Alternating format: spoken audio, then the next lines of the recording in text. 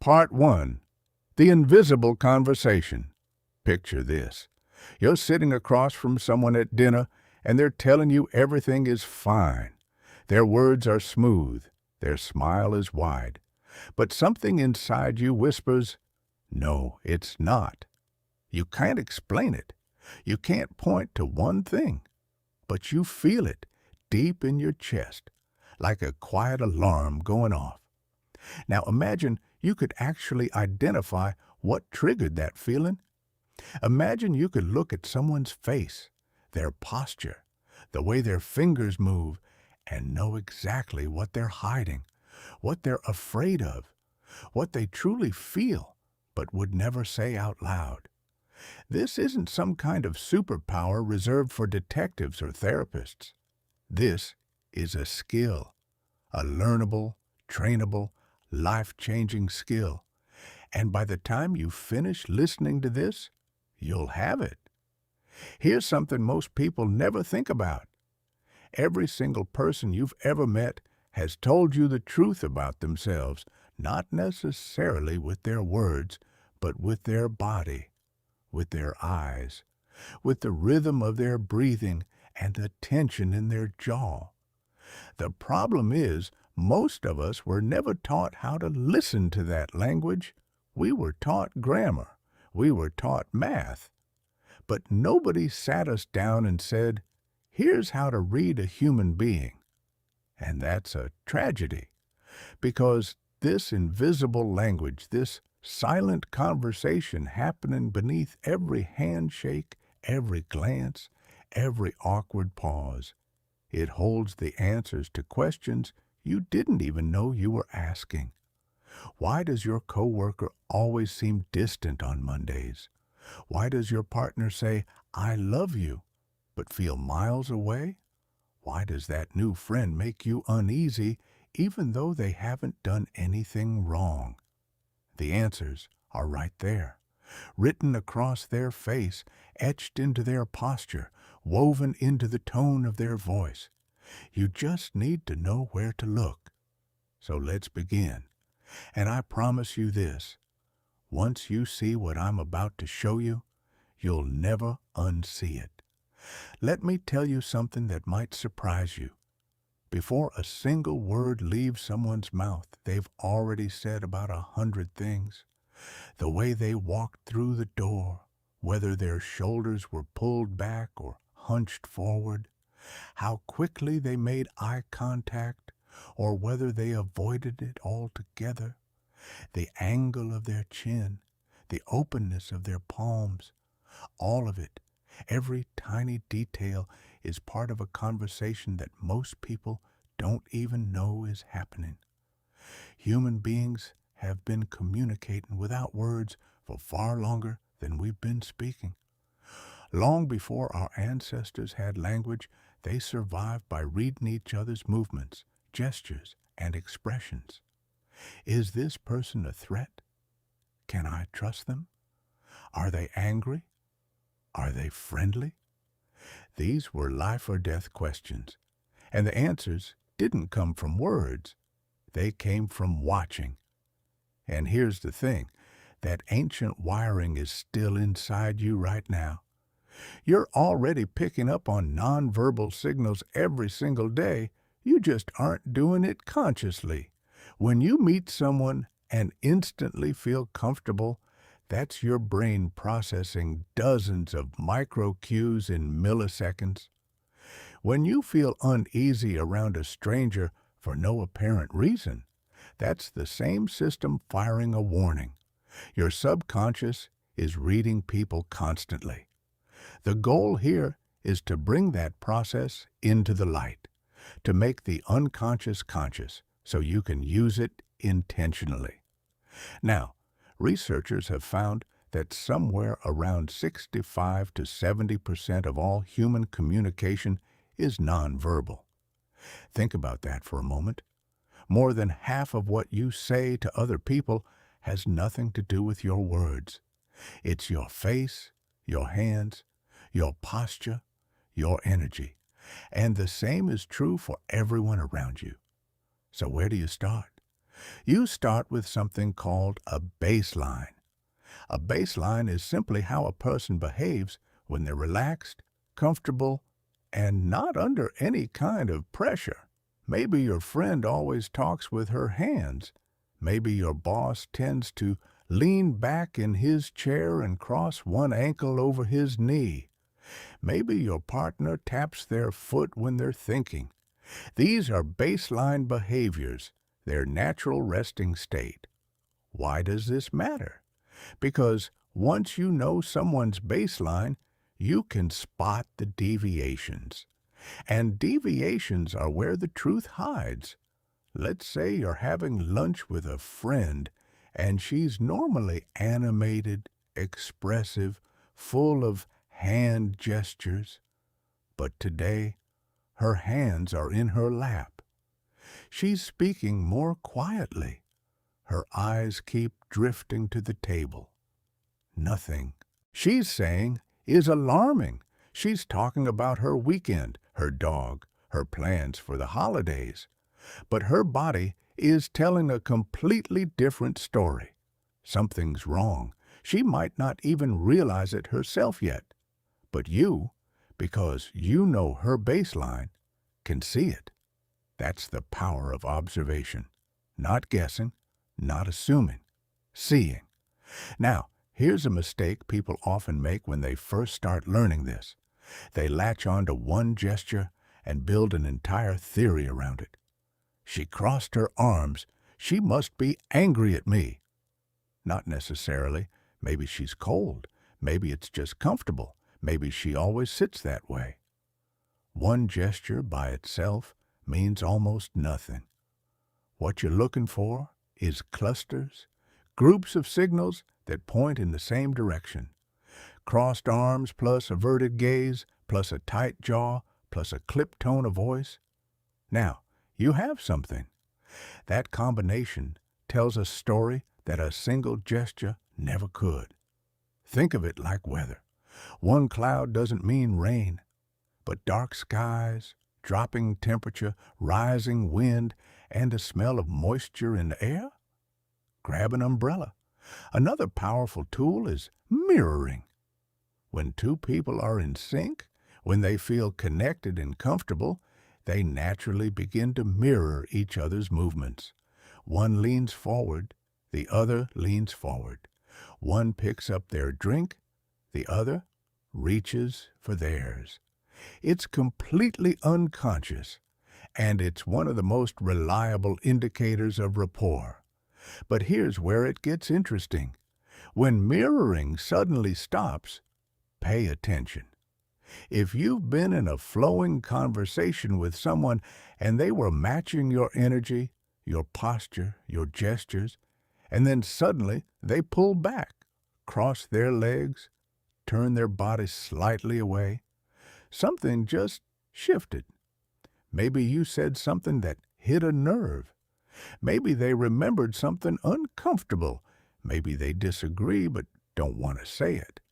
The break in mirroring is a signal, and a good reader catches it. Context is everything in this work. You can never interpret behavior in a vacuum. A man standing with his arms folded at a bus stop on a cold morning is just trying to stay warm. The same man standing with folded arms while his wife asks about his evening, that might be a different story entirely. Always ask yourself, what is the situation here? What pressures are at play? What would I feel if I were in their position? That empathy, that willingness to consider the full picture, is what separates a thoughtful observer from someone who jumps to conclusions. And let me say this clearly, because it matters. Reading people is not about catching them in something. It's not about having a power over anyone. It's about understanding. It's about compassion. When you can see what someone is really feeling, you have the opportunity to respond with kindness instead of confusion. You can offer comfort instead of criticism. You can connect instead of clash. That's what makes this skill so beautiful. It doesn't just change how you see others, it changes how you show up for them. Now let's talk about the most expressive part of the human body, the face. Your face has over 40 muscles, and they can create more than 10,000 different expressions. Some of these expressions are deliberate, the polite smile you give a stranger, the serious look you put on during a meeting. But many of them are involuntary, flashing across your face before you even realize what you're feeling. These are called micro-expressions, and they are, without exaggeration, one of the most powerful tools you'll ever have for reading people. A micro-expression is a brief, involuntary facial movement that reveals a true emotion. It happens fast, sometimes in less than a fifth of a second, and it happens to everyone regardless of culture, language, or background. You can't fake a micro-expression, and you can't fully suppress one. That's what makes them so valuable. Decades of research have revealed 7 core emotions that show up universally on every human face on the planet. Let's walk through each one, because once you learn to recognize them, you'll start seeing them everywhere. The first is happiness. And I don't mean the polite social smile you flash at coworkers. I mean real happiness. Genuine joy activates the muscles around the eyes, creating small crinkles at the outer corners. The cheeks rise. The whole face lifts. If someone is smiling but their eyes stay flat, if there's no warmth around the eyes, that smile is performed, not felt. You've probably sensed this before without knowing what you were seeing. Now you know. The second is sadness. When someone feels genuine sadness, the inner corners of the eyebrows pull upward. The lower lip may push out slightly or tremble. The face softens, almost as if the energy drains from it. Sadness is one of the hardest emotions to fake convincingly because it involves such subtle, specific muscle movements. If you see those inner eyebrows lifting, even for a flash, you're looking at real pain. The third is fear.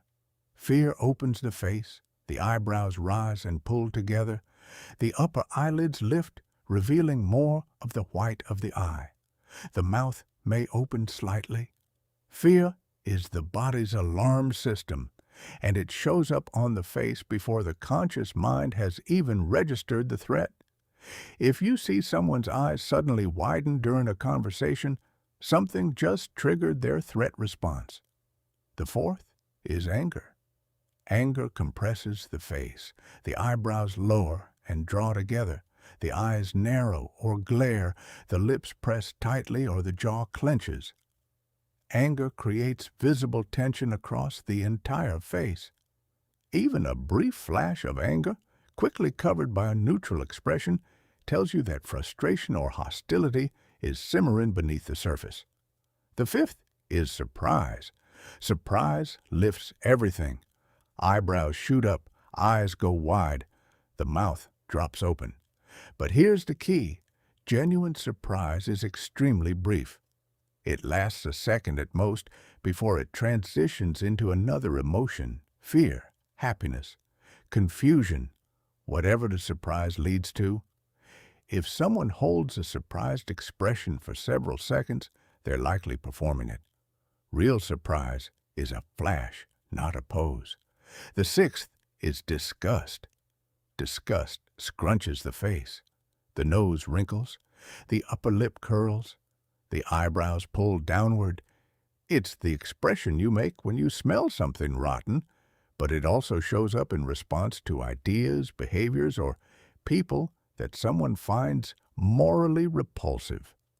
If you're sharing an idea and you catch a flicker of disgust on someone's face, their words might say, "Interesting," but their face just said, "Absolutely not." And the seventh is contempt. This one is subtle, but devastating. Contempt shows up as a one-sided mouth raise, almost like half a smirk. It's the expression of superiority mixed with dislike. In relationships, contempt is one of the strongest predictors of breakdown because it communicates, I don't just disagree with you, I look down on you. If you see that asymmetric lip movement flash across someone's face, take note. It reveals a judgment that runs deep. Now, how do you actually train yourself to catch these fleeting expressions? It starts with slowing down. Most of us are so focused on what we're going to say next that we barely look at the person in front of us. Start by really watching. Not staring, just being present with your eyes. Let your gaze be soft and wide rather than fixed and intense. Here's a practical exercise that works remarkably well. Watch conversations with the sound off. Find a talk show, an interview, a debate, anything with people interacting. Mute it and just watch their faces. Without the distraction of words, you'll start to see things you never noticed before. The way someone's expression flickers before they respond. The way a smile fades a half-second too quickly.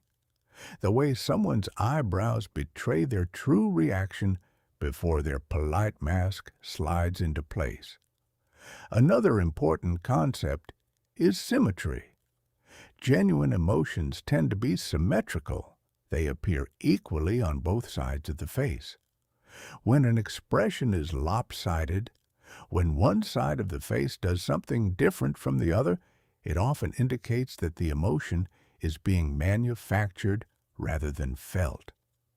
A genuine grin lights up both sides equally. A forced one tends to favor one side. Pay attention to timing as well. Authentic emotional reactions happen in sync with the stimulus. If someone receives surprising news, the surprise shows up instantly within a fraction of a second. If the surprised expression comes a beat too late, after a brief pause where the person is calculating their response, it's likely rehearsed. And here's something beautiful about learning to read faces. It doesn't just help you detect dishonesty. It helps you detect hidden pain.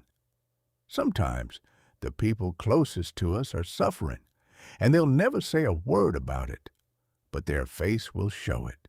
In a flash of sadness during a laugh, in a tension around the eyes that doesn't match their cheerful words, in the way their smile disappears the moment they think no one is watching. When you learn to see those moments, you have the opportunity to reach out, to say, hey, are you really okay? To let someone know they're not invisible, and that, more than any tactical advantage, is the true gift of reading faces. It's the gift of genuine human connection.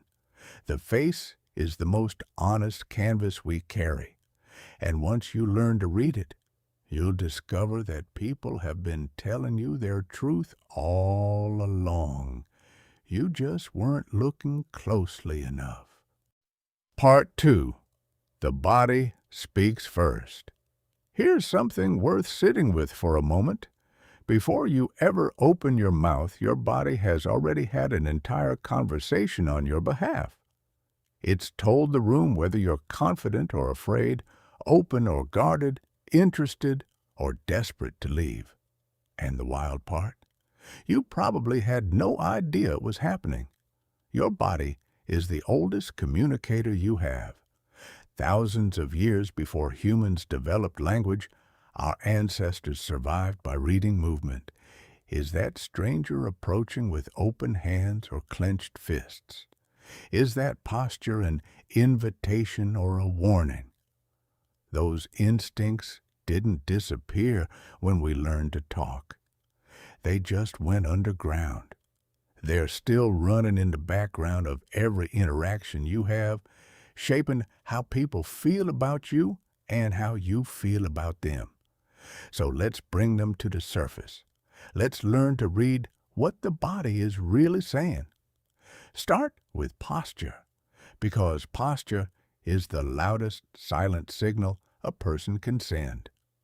When someone walks into a room standing tall, shoulders relaxed but pulled back, chin level with the ground, they broadcast confidence without saying a word. You feel it. Everyone in the room feels it. Conversely, when someone shuffles in with rounded shoulders, eyes cast downward, arms tight against their body, the message is just as clear.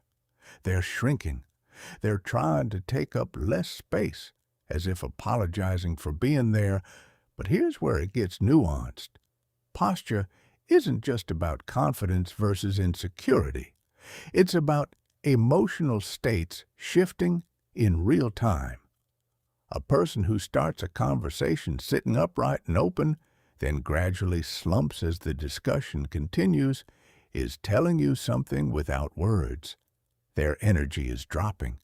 Their interest is fading. Or maybe the topic just got heavy and their body is absorbing the weight of it. Posture is dynamic. It's a living, breathing signal that changes with every sentence, every emotion, every unspoken thought. Now, let's talk about something most people completely overlook. The feet. I know it sounds strange, but hear me out. Of all the body parts you can observe, the feet are arguably the most honest. Why? Because people forget about them. We're trained from childhood to manage our facial expressions. Smile for the camera. Look happy at grandma's house. Don't roll your eyes at your teacher. But nobody ever told us to manage our feet. So they do whatever they want, and what they want is usually the truth. If you're talking to someone and their feet are pointed directly at you, they're engaged. They're present. They want to be in this conversation, but if their feet are angled toward the door or toward another person or toward literally anything other than you, part of them has already left. Their mouth might still be saying, yeah, totally, but their feet are saying, I need to go. Watch for this the next time you're at a party or a networking event. You'll be amazed at how clearly feet reveal what words try to hide. Hands are another goldmine of information. Open palms facing upward or outward are one of the oldest signals of honesty and peace. Think about it. When you show someone your open hands, you're showing them you're not holding a weapon. That instinct is ancient, and it still registers subconsciously today. People who speak with open, visible hands are generally perceived as more trustworthy and credible. On the other end of the spectrum, hands that are hidden, stuffed in pockets, clasped behind the back, or tucked under the table can signal discomfort, withholding, or insecurity. It doesn't always mean someone is being dishonest. Sometimes they're just cold or awkward. But combined with other signals, hidden hands can be a meaningful clue. Then there's the steeple. You've probably seen this gesture without knowing its name. It's when someone presses their fingertips together, forming a little tent or triangle with their hands. This is one of the most powerful confidence gestures in human body language. Leaders use it. Negotiators use it. People who feel certain about what they're saying use it instinctively. If you see someone steeple their fingers during a conversation, they feel in control. They believe what they're saying. They're not second-guessing themselves. But if that same person suddenly drops the steeple and starts rubbing their hands together or touching their neck, the confidence just cracked. Something shifted. Maybe your question caught them. off guard. Maybe they realized they don't have the answer. The transition from steeple to self-touch is like watching a mask slip in slow motion. Speaking of self-touch, let's talk about what behavioral experts call pacifying behaviors. These are the little things people do to soothe themselves when they're stressed, anxious, or uncomfortable. Rubbing the back of the neck, playing with a ring or bracelet, smoothing their hair, touching their face, adjusting their collar. These movements aren't random. They're the body's attempt to calm itself down, like a child clutching a stuffed animal during a thunderstorm. When you notice someone engaging in pacifying behaviors, especially if those behaviors are new or intensified compared to their baseline, something is making them uncomfortable. It could be the topic of conversation. It could be the person they're talking to. It could be an internal thought they're wrestling with. You won't always know the exact cause, but you'll know the emotional temperature just changed. Now let's zoom out and talk about space. The study of how people use physical distance in interactions is called proxemics, and it reveals a surprising amount about relationships, power dynamics, and comfort levels. Most people maintain roughly 18 to 24 inches of personal space with strangers. Move inside that bubble uninvited and watch what happens. They'll step back, angle their body away, or cross their arms. Their body will instinctively create a barrier because you've entered territory that feels unsafe. But if someone willingly moves into your personal space, leans closer, touches your arm, stands just a little nearer than necessary, that's a signal of intimacy, trust, or dominance, depending on the context. A close friend closing the gap feels warm. A stranger doing the same feels threatening. Same behavior, completely different meaning.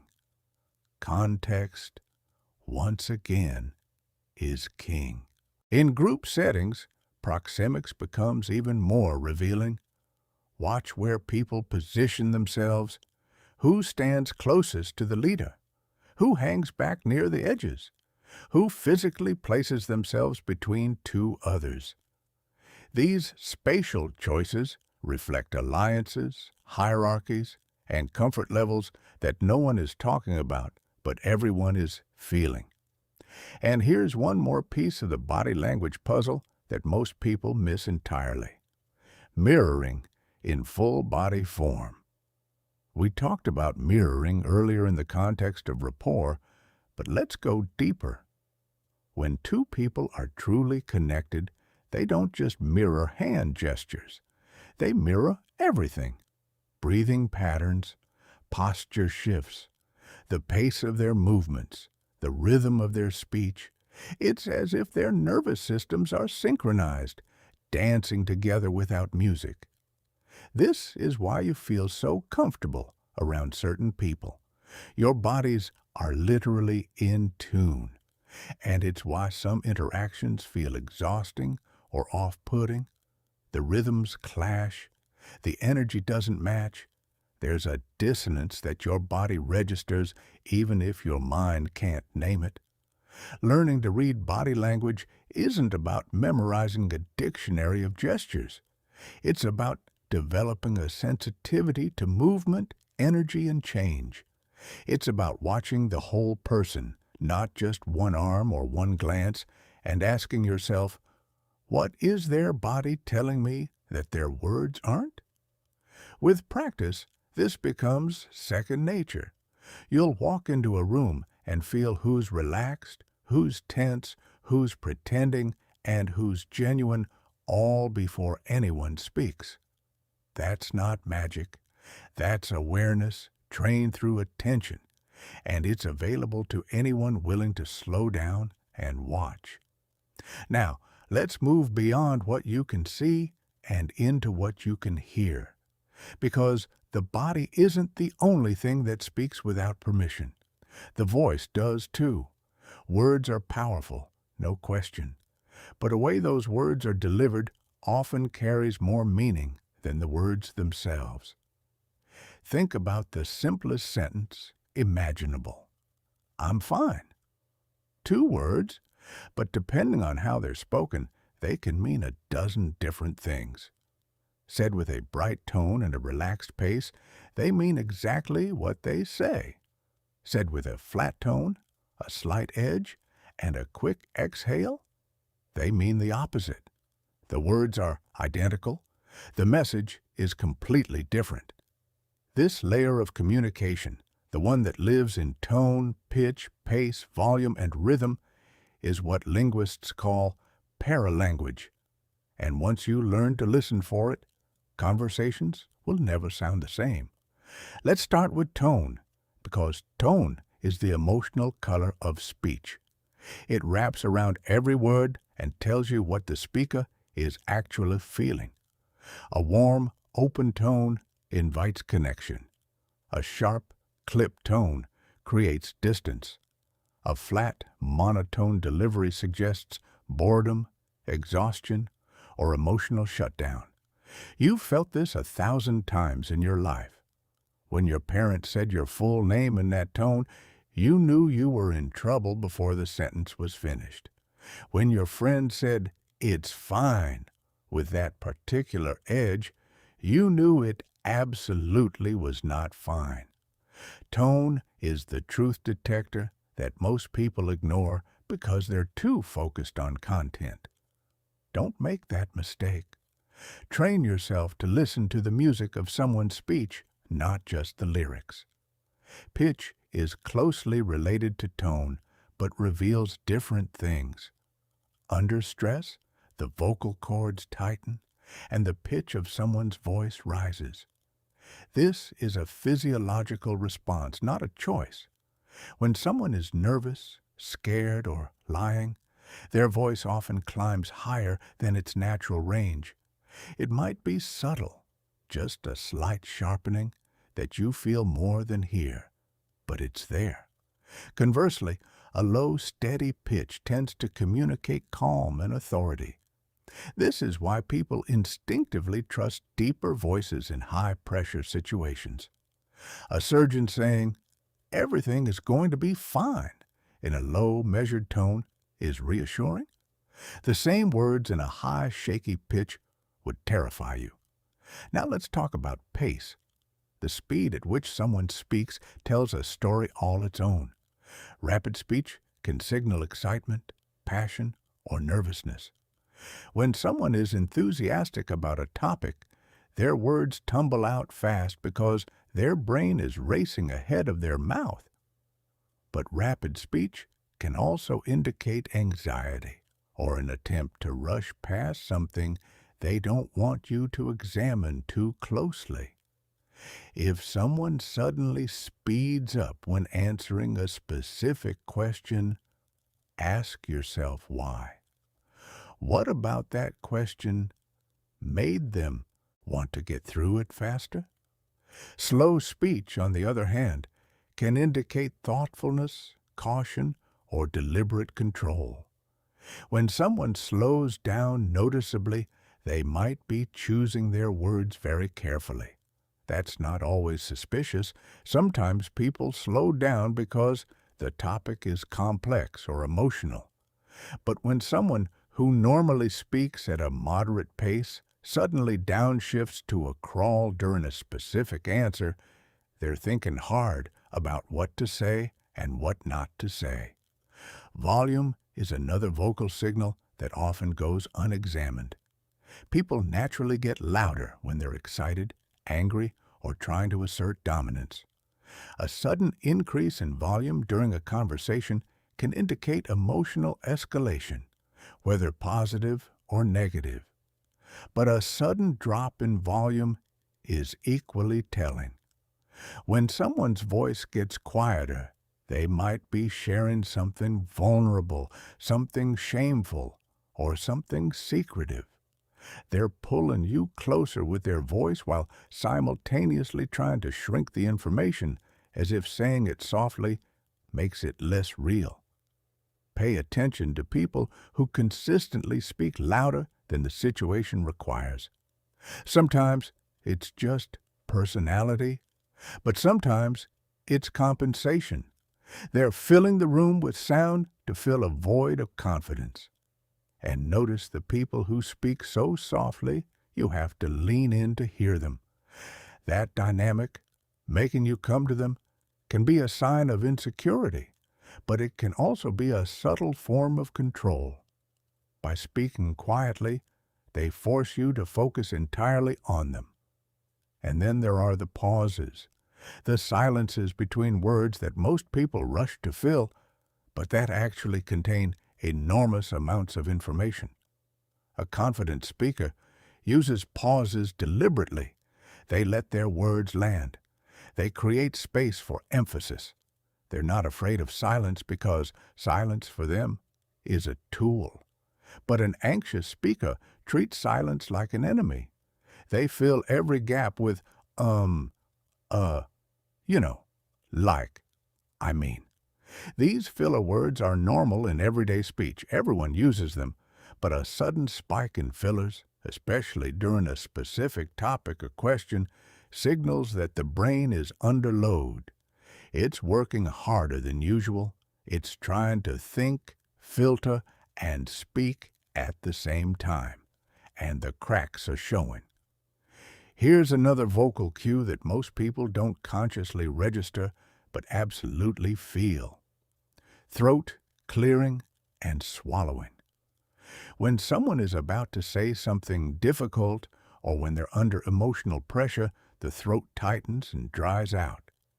It's a stress response. That little cough before an answer, that hard swallow mid-sentence, those aren't random physical events. They're signals that the body is bracing for something. One of the most fascinating vocal phenomena is what experts call voice-emotion mismatch. This is when the emotional quality of someone's voice doesn't match the content of their words. Someone telling a happy story in a flat, lifeless voice. Someone describing a tragedy with inappropriate lightness. Someone saying, "I'm not angry," through clenched teeth and a voice tight with fury.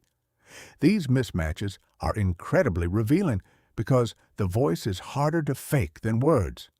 Words are chosen, voice is felt.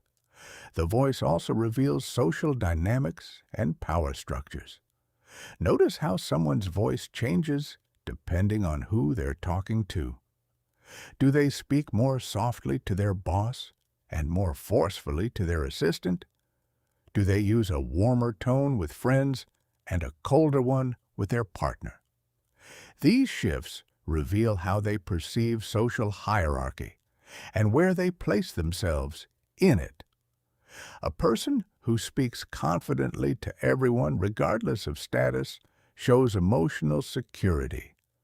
A person whose voice changes dramatically depending on their audience is performing, adjusting their mask for each stage. Training your ear to catch these vocal signals takes the same thing that training your eye requires. Presence, attention, practice. Start listening not just to what people say, but to how their voice moves. Listen for the rises and falls, the speeds and slowdowns, the cracks and catches. Listen to the spaces between words. Listen to the breath. When you combine visual observation with vocal awareness, you become a full-spectrum reader of human behavior. You're not just watching the movie, you're hearing the soundtrack. And when the picture and the sound don't match, when the smiling face comes with a trembling voice, when the confident words arrive on a shaky breath, you know you're getting closer to the truth. Because people can choose their words, they can rehearse their lines, they can practice their smiles. But the body moves on instinct, and the voice vibrates with emotion. Together, they tell you the real story, the one that lives beneath the performance, beneath the masks, beneath the carefully constructed image. And once you learn to hear it, you'll realize the truth has been speaking to you all along. You just needed to learn how to listen. Part 3. The Architecture of Deception. Let's get honest about dishonesty for a moment. Everyone lies. That's not a judgment. It's a fact. Research suggests that the average person encounters dozens of lies every single day, from the tiny social ones like love your haircut to the significant ones that can alter the course of relationships, careers, and lives. Lying is baked into the human experience. We lie to protect, to impress, to avoid pain, to gain advantage, and sometimes simply because the truth feels too heavy to carry. But here's the thing about lies. They cost something. Every single time a person says something they know isn't true, their brain has to work overtime.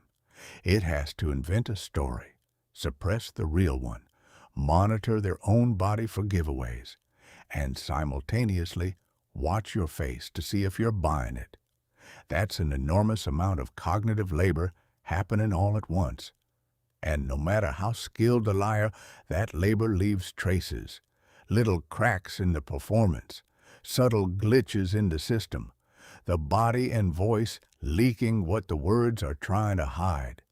Your job isn't to become a human lie detector. That's not realistic, and frankly, it's not healthy. Your job is to become sensitive to incongruence, those moments when something doesn't quite add up, when the words say one thing, but everything else says another. That sensitivity, paired with empathy and context, will protect you from deception without turning you into a paranoid cynic. So let's explore what deception actually looks like beneath the surface. The foundation of spotting dishonesty is something we've already discussed: baseline behavior. You absolutely must know how someone acts when they're comfortable and truthful before you can identify when they're not. A person who's naturally fidgety isn't signaling deception every time they move their hands. A person who avoids eye contact as a general habit isn't necessarily hiding something. But when a normally still person starts fidgeting, or a usually direct person suddenly can't meet your eyes, that deviation is meaningful. That's where your antenna should go up. One of the most reliable indicators of deception is what psychologists call incongruence. That's the technical term for when the different channels of communication don't agree with each other. Imagine someone telling you, "I'm completely relaxed about this," while their leg bounces rapidly under the table and their hand grips the armrest. The words say calm. The body screams tension. That gap between the verbal and the nonverbal is where deception lives. Now, most people assume that liars are nervous, twitchy, and unable to hold eye contact. And sure, some are. But experienced liars know that people expect nervousness, so they overcompensate. They hold eye contact too steadily, almost without blinking. They become unnaturally still, as if they've locked their body down to prevent any giveaways. They speak with exaggerated calm. In other words, they try too hard to appear truthful, and that trying too hard is itself a signal. Think about it this way. When you're telling the truth, you don't think about what your body is doing. You just talk. Your gestures flow naturally. Your eye contact is easy, not forced. Your breathing is steady without effort. But when someone is lying, they're managing multiple things at once. They're monitoring themselves, and that self-monitoring often creates a subtle stiffness, a kind of mechanical quality to their behavior that feels off even if you can't pinpoint why. Timing is another crucial clue. When someone is telling the truth, their emotional reactions happen instantly because they're pulling from real memory. There's no processing delay, but a deceptive response often comes with a slight hesitation, a fraction of a second where the brain is constructing rather than remembering. That pause might be almost imperceptible, but it's there. And sometimes it's disguised. The person repeats your question back to you or says, "That's a great question," buying themselves a few extra seconds to assemble their story. Listen for the language of distance. Truthful people naturally own their statements. They say, "I," freely and directly. "I was there. I didn't do it. I saw it happen." But people who are being deceptive often unconsciously distance themselves from their lies. They shift into passive voice or third person. Instead of, "I didn't take the money," they might say, "The money wasn't taken," or "Nobody would do something like that." It's as if the lying part of their brain is trying to push the falsehood as far away from their identity as possible. Another pattern worth noting is the relationship between detail and deception. Truth tends to be straightforward. When someone is being honest, their account has a natural flow, the right amount of detail, the normal mix of relevant and irrelevant information that real memory contains. But liars often get the balance wrong in one of two ways. Either they give too little detail, keeping their story vague so they have fewer specifics to track, or they give way too much. The over-detailed liar has rehearsed their story and wants to make sure you believe it, so they pack it with unnecessary specifics. I got home at exactly 7:47, I remember, because the clock on the microwave was blinking, and then I made pasta, the kind with the spirals, not the flat ones.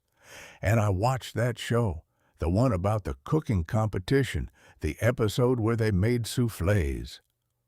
When a simple question gets an encyclopedia in response, something might be off. The voice, as we explored earlier, is incredibly hard to control during deception. A liar's pitch often rises, sometimes just slightly, because the vocal cords tighten under stress.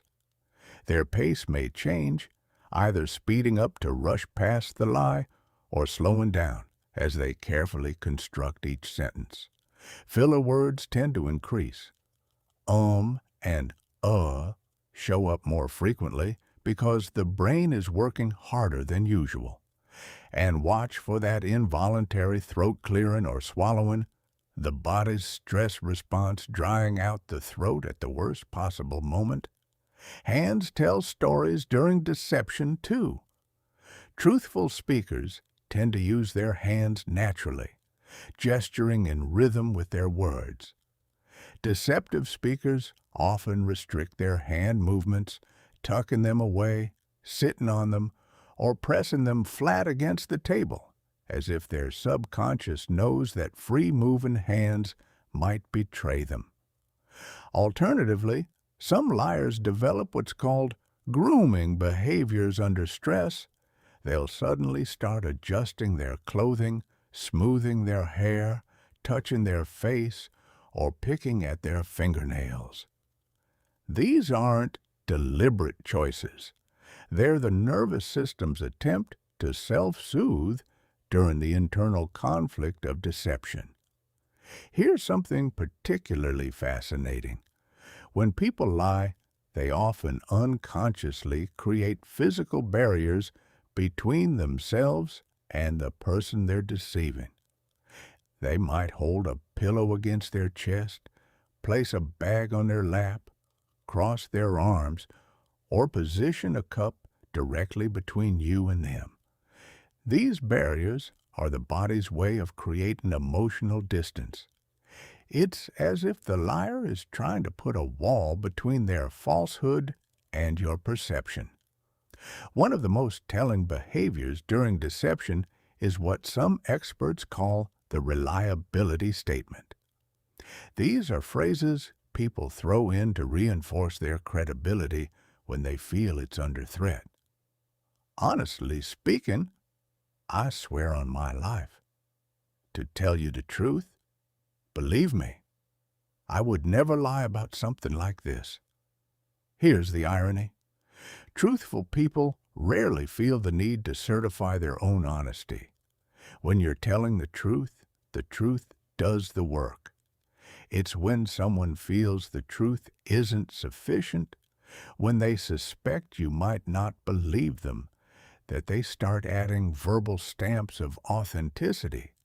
The more someone insists they're being honest, the more carefully you should listen. But here's the part I really need you to understand, and I mean this with my whole heart. Spotting deception is not about becoming suspicious of everyone you meet. It's not about turning every conversation into an interrogation. It's about protecting yourself from genuine harm while maintaining your compassion. Most people who lie to you aren't evil. They're scared. They're ashamed. They're protecting something fragile inside themselves. Recognizing a lie doesn't mean you have to confront it. Sometimes the most powerful thing you can do is simply notice it, hold it with grace, and choose your response thoughtfully. Now, let's shift gears and go deeper, because reading people isn't just about catching what they're doing in a single moment. It's about understanding why they do what they do across all moments, and that means understanding personality. If body language, facial expressions, and vocal cues show you what someone is feeling right now, personality shows you the operating system running behind everything. It's the pattern beneath the patterns. It's the reason one person confronts conflict head-on while another avoids it at all costs. It's why your friend thrives at parties, but your sibling recharges in solitude. It's the invisible architecture that shapes how every human being moves through the world. And when you learn to identify it, people stop being confusing. They start making sense. One of the most well-established frameworks for understanding personality is built around 5 core dimensions. Think of these as 5 sliding scales, and every person you've ever met sits somewhere along each one. The first is openness. This is about how someone relates to new ideas, experiences, and possibilities. People who score high on this scale are imaginative, curious, and adventurous. They're drawn to art, philosophy, unconventional thinking, and novelty. They get bored with routine and energized by the unfamiliar.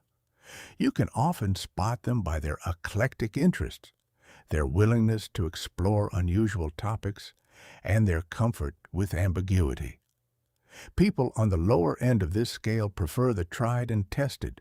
They value tradition, concrete facts, and predictability. They're not closed-minded. They simply find comfort in the known rather than the unknown. The second dimension is conscientiousness. This is about discipline, organization, and goal orientation. Highly conscientious people are the planners, the list makers, the ones who show up 5 minutes early and follow through on every commitment. Their desks are organized. Their calendars are color-coded. Their word is their bond. On the other end, lower conscientiousness shows up as spontaneity, flexibility, and sometimes unpredictability. These folks are more go with the flow, more comfortable with improvisation, and less bound by structure. The third is extraversion. Most people think this is just about being outgoing, but it's deeper than that. Extraversion is about where a person draws their energy. High extraversion individuals are energized by social interaction, stimulation, and external activity. They think out loud. They process through conversation. They light up in groups. Lower extraversion individuals, often called introverts, draw energy from solitude, quiet reflection, and internal processing. They're not shy, and they're not antisocial. They simply need less external stimulation and more internal space. You can spot this difference by watching how someone behaves after a long social event. Does the energy lift them up, or does it drain them? The fourth dimension is agreeableness. This reflects how a person navigates relationships and conflict. Highly agreeable people prioritize harmony. They're warm, cooperative, and empathetic. They nod a lot. They validate others. They have a hard time saying no, even when they should. They'd rather absorb discomfort themselves than create it for others. People lower in agreeableness are more direct, more willing to challenge, and less concerned with keeping everyone happy. They prioritize truth over comfort and efficiency over feelings. Neither end is better or worse. The world needs both peacemakers and truth-tellers. And the fifth is emotional stability. This is about how someone handles stress, setbacks, and emotional turbulence. People with high emotional stability stay calm under pressure. Their mood is consistent. They don't ride emotional roller coasters. They're the steady presence in a crisis. People on the other end experience emotions more intensely. They're more reactive, more sensitive to criticism, and more prone to worry. Their emotional world is vivid and sometimes overwhelming. Understanding where someone sits on this scale helps you predict how they'll respond when things get difficult. Now, knowing these dimensions isn't about labeling people or putting them in boxes. It's about recognizing tendencies. When you understand that your colleague is highly conscientious, you stop being frustrated that they want everything planned in advance. When you realize your partner is low in extraversion, you stop taking it personally when they need time alone after a social gathering. When you see that your friend is high in agreeableness, you understand why they struggle to set boundaries, and you can support them instead of judging them. There's another layer worth exploring. Beyond these 5 dimensions, people develop distinct behavioral styles that show up in how they communicate, make decisions, and handle authority. Some people are drivers, direct, decisive, and results-oriented. They speak in short sentences. They want the bottom line. They get impatient with small talk. Others are connectors, warm, expressive, and relationship-focused. They lead with emotion, share stories, and want to feel a human bond before getting down to business. Some are analyzers, methodical, detail-oriented, and cautious. They ask a lot of questions. They want data before making a decision. They're suspicious of enthusiasm without evidence. And some are stabilizers, patient, dependable, and conflict-averse.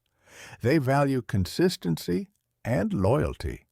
They take time to process, and they don't respond well to pressure. You can usually identify someone's dominant style within the first few minutes of interacting with them. Watch how they enter a conversation. Do they get right to the point or ease in with personal connection? Do they ask questions or make statements? Do they seem energized by debate or uncomfortable with it? These early signals tell you who you're dealing with and more importantly, how to communicate with them effectively. Because here's the real power of understanding personality. It's not just about reading people, it's about reaching them.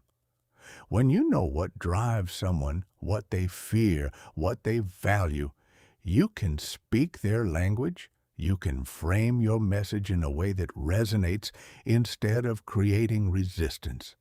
You can connect with people who are completely different from you, not by changing who you are, but by understanding who they are.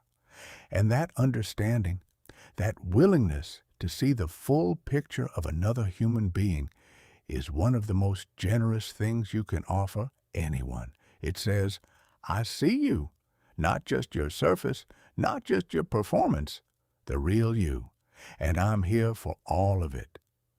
Personality is the map that helps you navigate the beautiful, messy complexity of the people around you. And when you learn to read it, the world stops being full of strangers and starts being full of stories waiting to be understood. Part 4.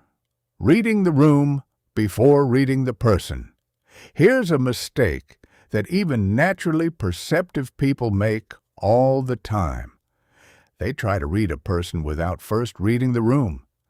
They zoom in on someone's crossed arms or tight jaw and immediately start drawing conclusions, completely ignoring the fact that the room is freezing cold, the meeting has been running 2 hours too long, and the boss just delivered bad news 5 minutes ago. The behavior they're analyzing isn't personal, it's situational. And without understanding the situation, even the sharpest observation becomes a misinterpretation. This is why situational awareness isn't just important, it's foundational. Before you can accurately read any individual, you have to understand the environment they're operating in. Because human beings don't behave in a vacuum. We are constantly, ceaselessly adapting to the world around us. The room, the people in it, the power dynamics, the emotional atmosphere, the stakes, the time of day, even the lighting and temperature, all of it shapes how we act, speak, and feel. Strip away the context, and behavior becomes meaningless data. Put it back in, and suddenly everything makes sense. So let's train your ability to read the room. Because once you can do that, reading the person inside it becomes exponentially more accurate. Start with the emotional temperature. Every room, every gathering, every conversation has an emotional climate. You can feel it the moment you walk in, even before anyone speaks to you. Some rooms hum with excitement. Others feel heavy with tension. Some are buzzing with nervous energy. Others sit in a drowsy, checked-out fog. This isn't mystical or imaginary. It's the collective emotional output of every person present, expressed through their posture, their volume, their movements, and their energy. And your nervous system is picking up on all of it, whether you're conscious of it or not. The next time you walk into any group setting, a meeting, a dinner party, a classroom, a family gathering, pause for 3 seconds before you focus on anyone specific. Just feel the room. Ask yourself, what is the dominant emotion here? Is there tension, excitement, boredom, awkwardness, relief? This 3-second scan will give you more useful information than 10 minutes of trying to analyze one person's body language in isolation. Now, look for the power center. In every group, there's a hierarchy, whether it's formal or unspoken. Someone holds the most influence, someone commands the most attention, and everyone else arranges themselves around that gravity, either moving it toward it or pulling away. You can identify the power center by watching where eyes go. When multiple people in a room keep glancing at the same person, that person holds power. When someone speaks and the room shifts, bodies turning, heads nodding, conversations pausing, that person is the anchor. But here's what's really interesting. The person with formal authority isn't always the one with real influence. A CEO might sit at the head of the table, but if everyone keeps looking at the VP for reactions before responding, the VP holds the emotional power. A teacher might stand at the front of the class, but if the students are all taking cues from one particular kid in the back row, that kid is running the room. Watch the eyes, not the titles. The eyes will show you where the real power sits. Physical space tells its own story in group dynamics. Who sits next to whom? Who chose the seat closest to the exit? Who positioned themselves directly across from the decision maker? These aren't random choices. They reflect comfort levels, alliances, and status perceptions, often without anyone consciously deciding. A person who pulls their chair slightly outside the circle is signaling disconnection, either by choice or by exclusion. A person who plants themselves right in the center is claiming space and attention. These spatial decisions are silent declarations of belonging, ambition, or withdrawal. Environmental factors influence behavior in ways most people underestimate. A brightly lit open room tends to produce more energetic, expansive behavior. A dim, enclosed space often leads to quieter, more intimate conversation. A noisy environment causes people to close off physically, crossing arms, shortening responses, and reducing eye contact. Not because they're defensive, but because they're overstimulated. A freezing cold room will make everyone tighten up and huddle inward. If you don't account for these environmental effects, you'll misread physical discomfort as emotional discomfort, and that's a costly mistake. Time matters too. People behave differently at 8 in the morning than they do at 4 in the afternoon. Early in the day, most people are sharper, more alert, more emotionally regulated. As the day wears on, fatigue sets in. Patience thins. Irritability rises. A snappy comment in a late afternoon meeting might have nothing to do with the topic and everything to do with the fact that the person skipped lunch and has been in back-to-back calls since 9. If you're reading people without considering when in the day you're observing them, you're reading with incomplete information. One of the most powerful aspects of situational awareness is understanding performance. In any social setting where stakes exist, where people feel watched or judged, behavior becomes performative. Job interviews, first dates, business presentations, meeting the in-laws. In these situations, people aren't showing you who they naturally are. They're showing you who they want you to think they are. Their posture is more controlled. Their words are more carefully chosen. Their smile is more deliberate.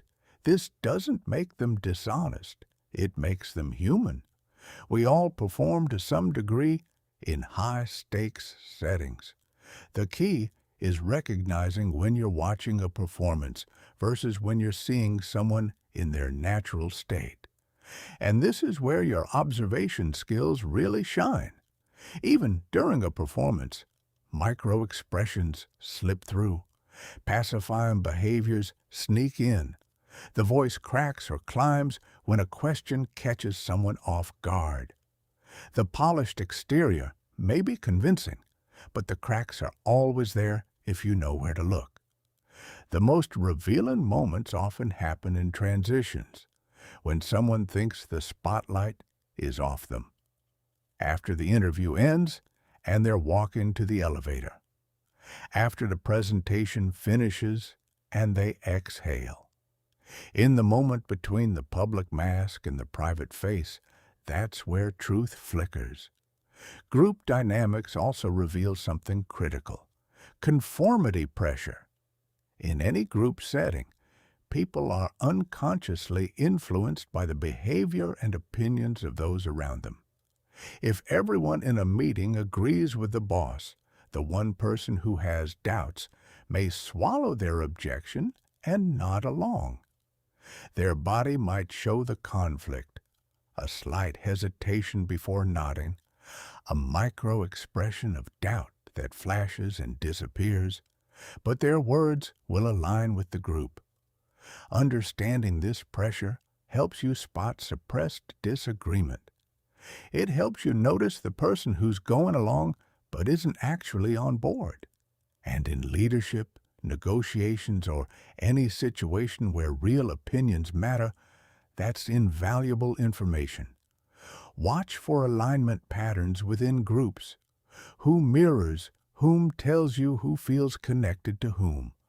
If 3 people in a meeting are all sitting in the same posture, leaning the same way, using similar gestures, they're likely in agreement.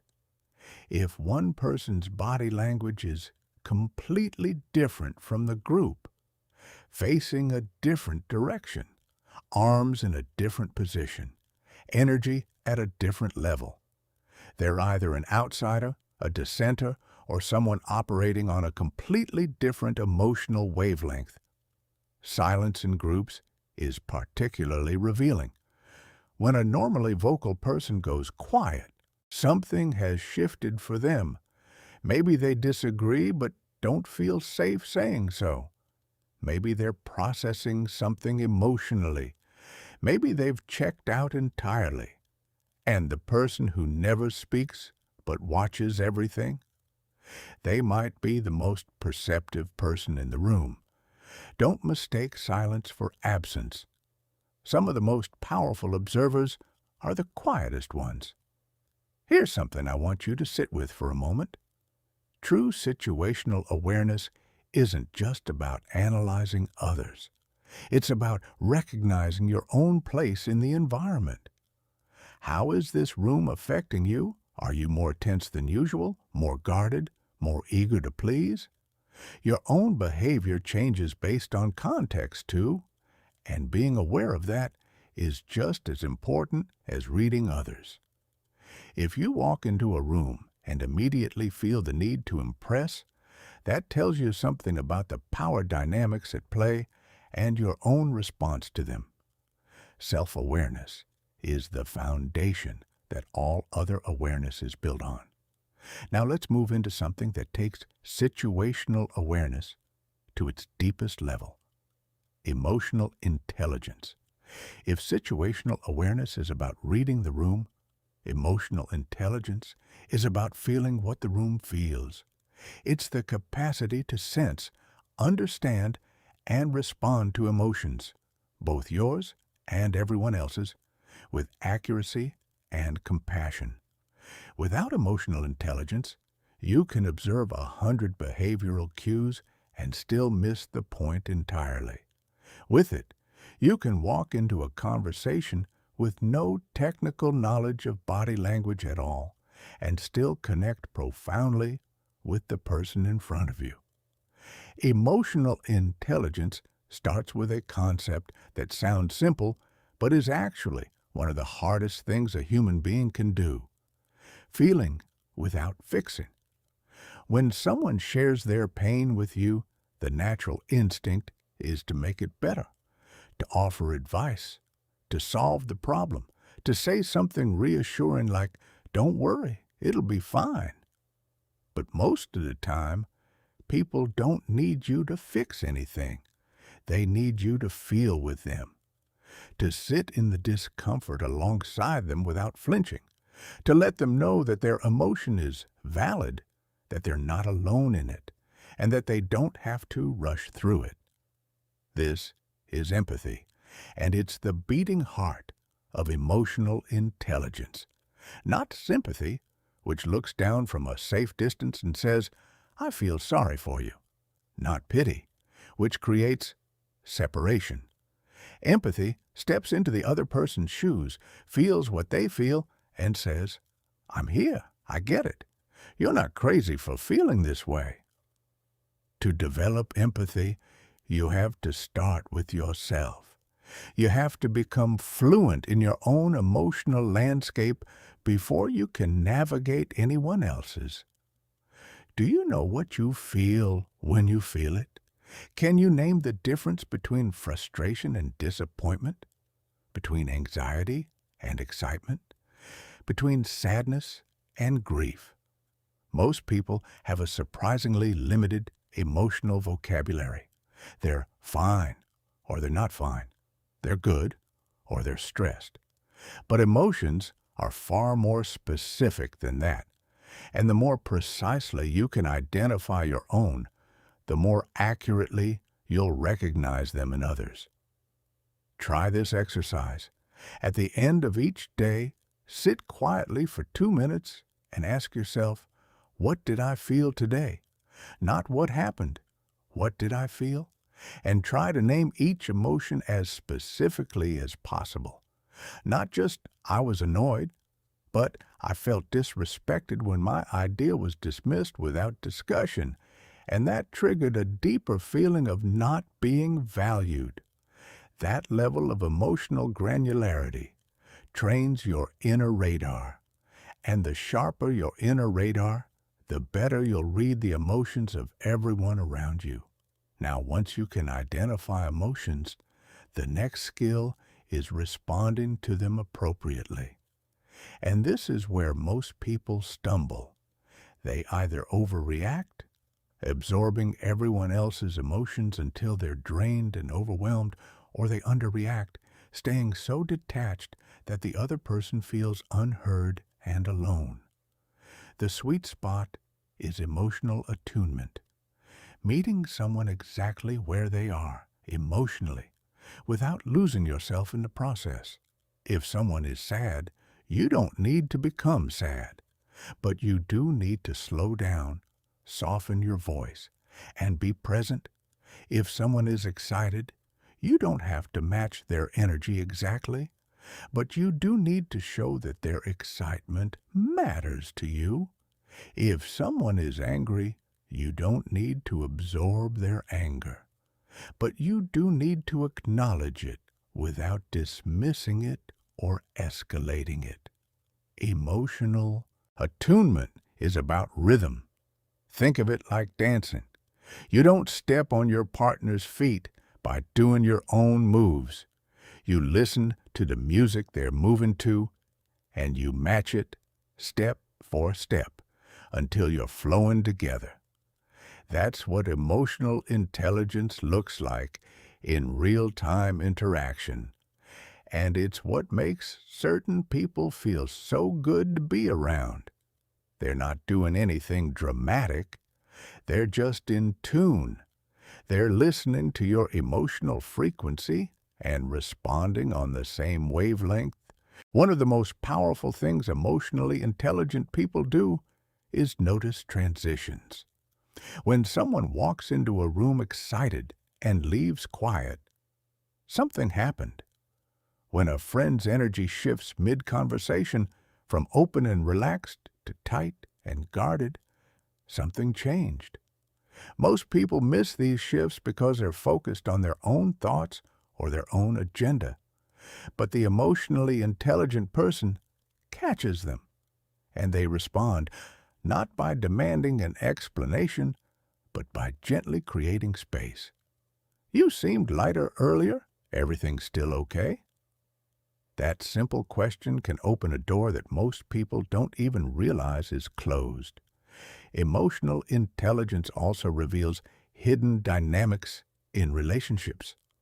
When you tune into the emotional undercurrents between people, you start seeing things that the surface interaction tries to hide.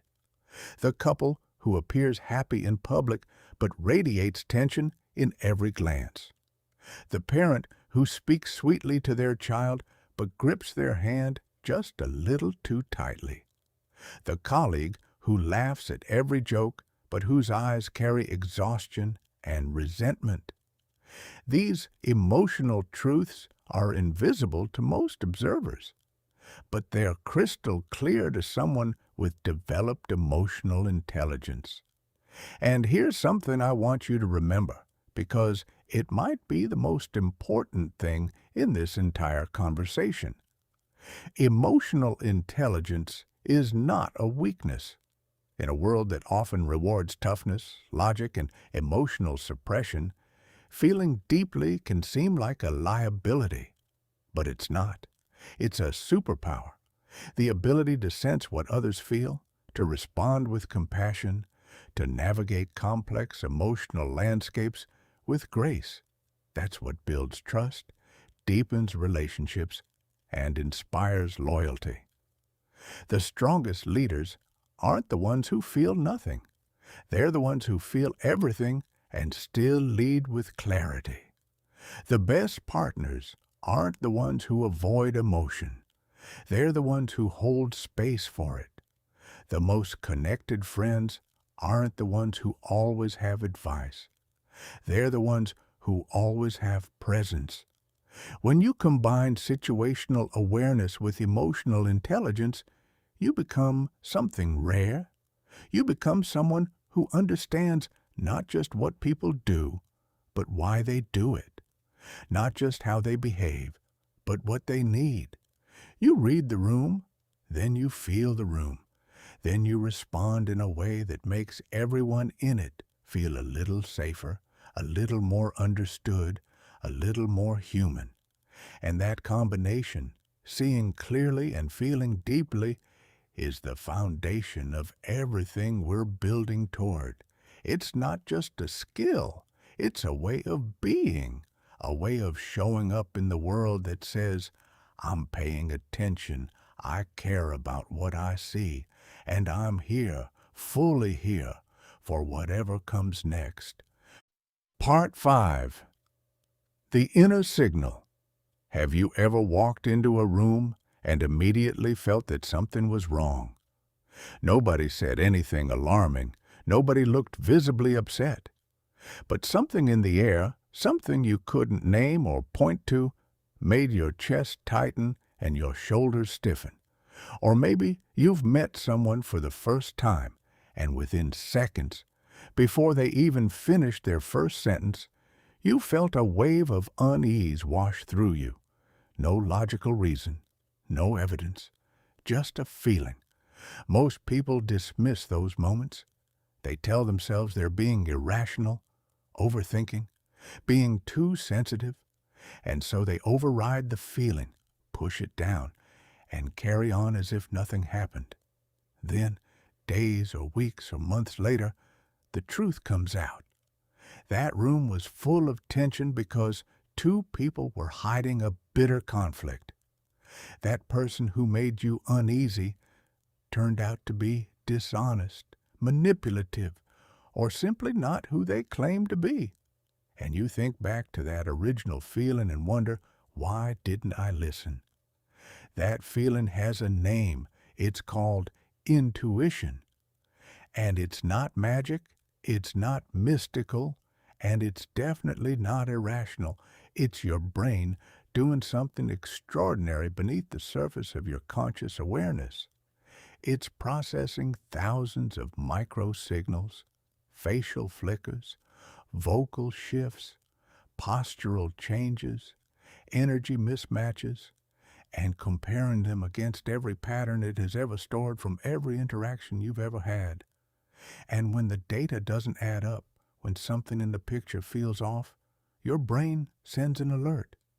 Not a detailed report, not a logical argument, just a feeling, a nudge, a whisper that says, pay attention. Intuition is the sum total of your experience working faster than your conscious mind can keep up with. And in the context of reading people, it might be your most valuable tool. But here's the catch.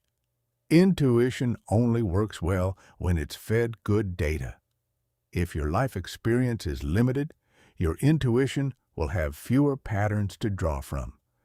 If your emotional world is cluttered with unprocessed fear, trauma, or bias, your intuition will be distorted by those filters. A person who's been deeply hurt in past relationships might feel intuitive unease around every new partner, not because their intuition is detecting a real threat, but because their nervous system is stuck in a protective mode that sees danger everywhere. So the first step to sharpening your intuition is getting clean inside. That means doing your own emotional work, understanding your triggers, knowing your biases, being honest about where your fears come from. The clearer you are internally, the more accurate your intuitive radar becomes. Think of it like a window. If the glass is dirty, everything you see through it will be smudged and distorted. Clean the glass, and suddenly the world outside comes into sharp focus. The second step is learning to distinguish between intuition and anxiety. They can feel similar. Both create a physical sensation, both arrive without clear explanation, but they come from very different places. Anxiety is future-focused and fear-driven. It says, what if something goes wrong? What if they don't like me? What if I'm making a mistake? It loops, it escalates, it feeds on uncertainty. Intuition, on the other hand, is quiet and present-focused. It doesn't argue, it doesn't spiral. It simply says, something here is off. Pay attention. And then it waits. With practice, you'll learn to feel the difference. Anxiety feels frantic, scattered, and repetitive. Intuition feels calm, grounded, and singular. One grabs you by the throat, the other taps you on the shoulder. Learning to tell them apart is one of the most important skills you'll ever develop, not just for reading people, but for navigating life. There's a physical dimension to intuition that deserves attention too. Your gut, your actual stomach, contains a dense network of neurons. Scientists sometimes call it the second brain. When your gut tightens, when your stomach drops, when you feel a flutter of unease in your core, your body is responding to information your conscious mind hasn't processed yet. This isn't metaphorical, it's neurological. Your gut is literally thinking, evaluating, reacting, and the signals it sends are worth taking seriously. Start paying attention to your body during social interactions. Not just watching other people's bodies, but feeling your own. When does your chest tighten? When does your breathing shallow? When do your shoulders creep up toward your ears? These physical responses are data points. They're telling you something about the person in front of you, the conversation you're in, or the environment you're occupying.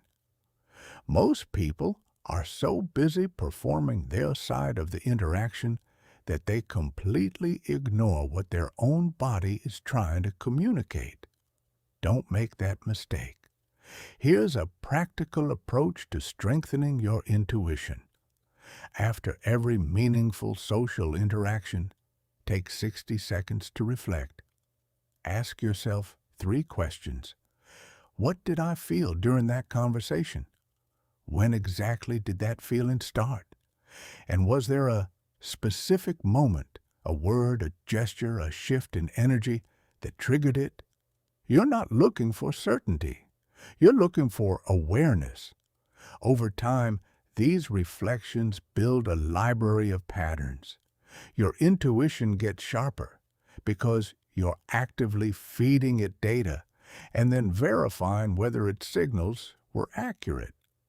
The most perceptive people in the world, the negotiators who sense a deal falling apart before anyone says a word, the therapists who feel a client's breakthrough coming before the tears arrive, the parents who know something is wrong with their child from across the room, They're not operating on some supernatural frequency.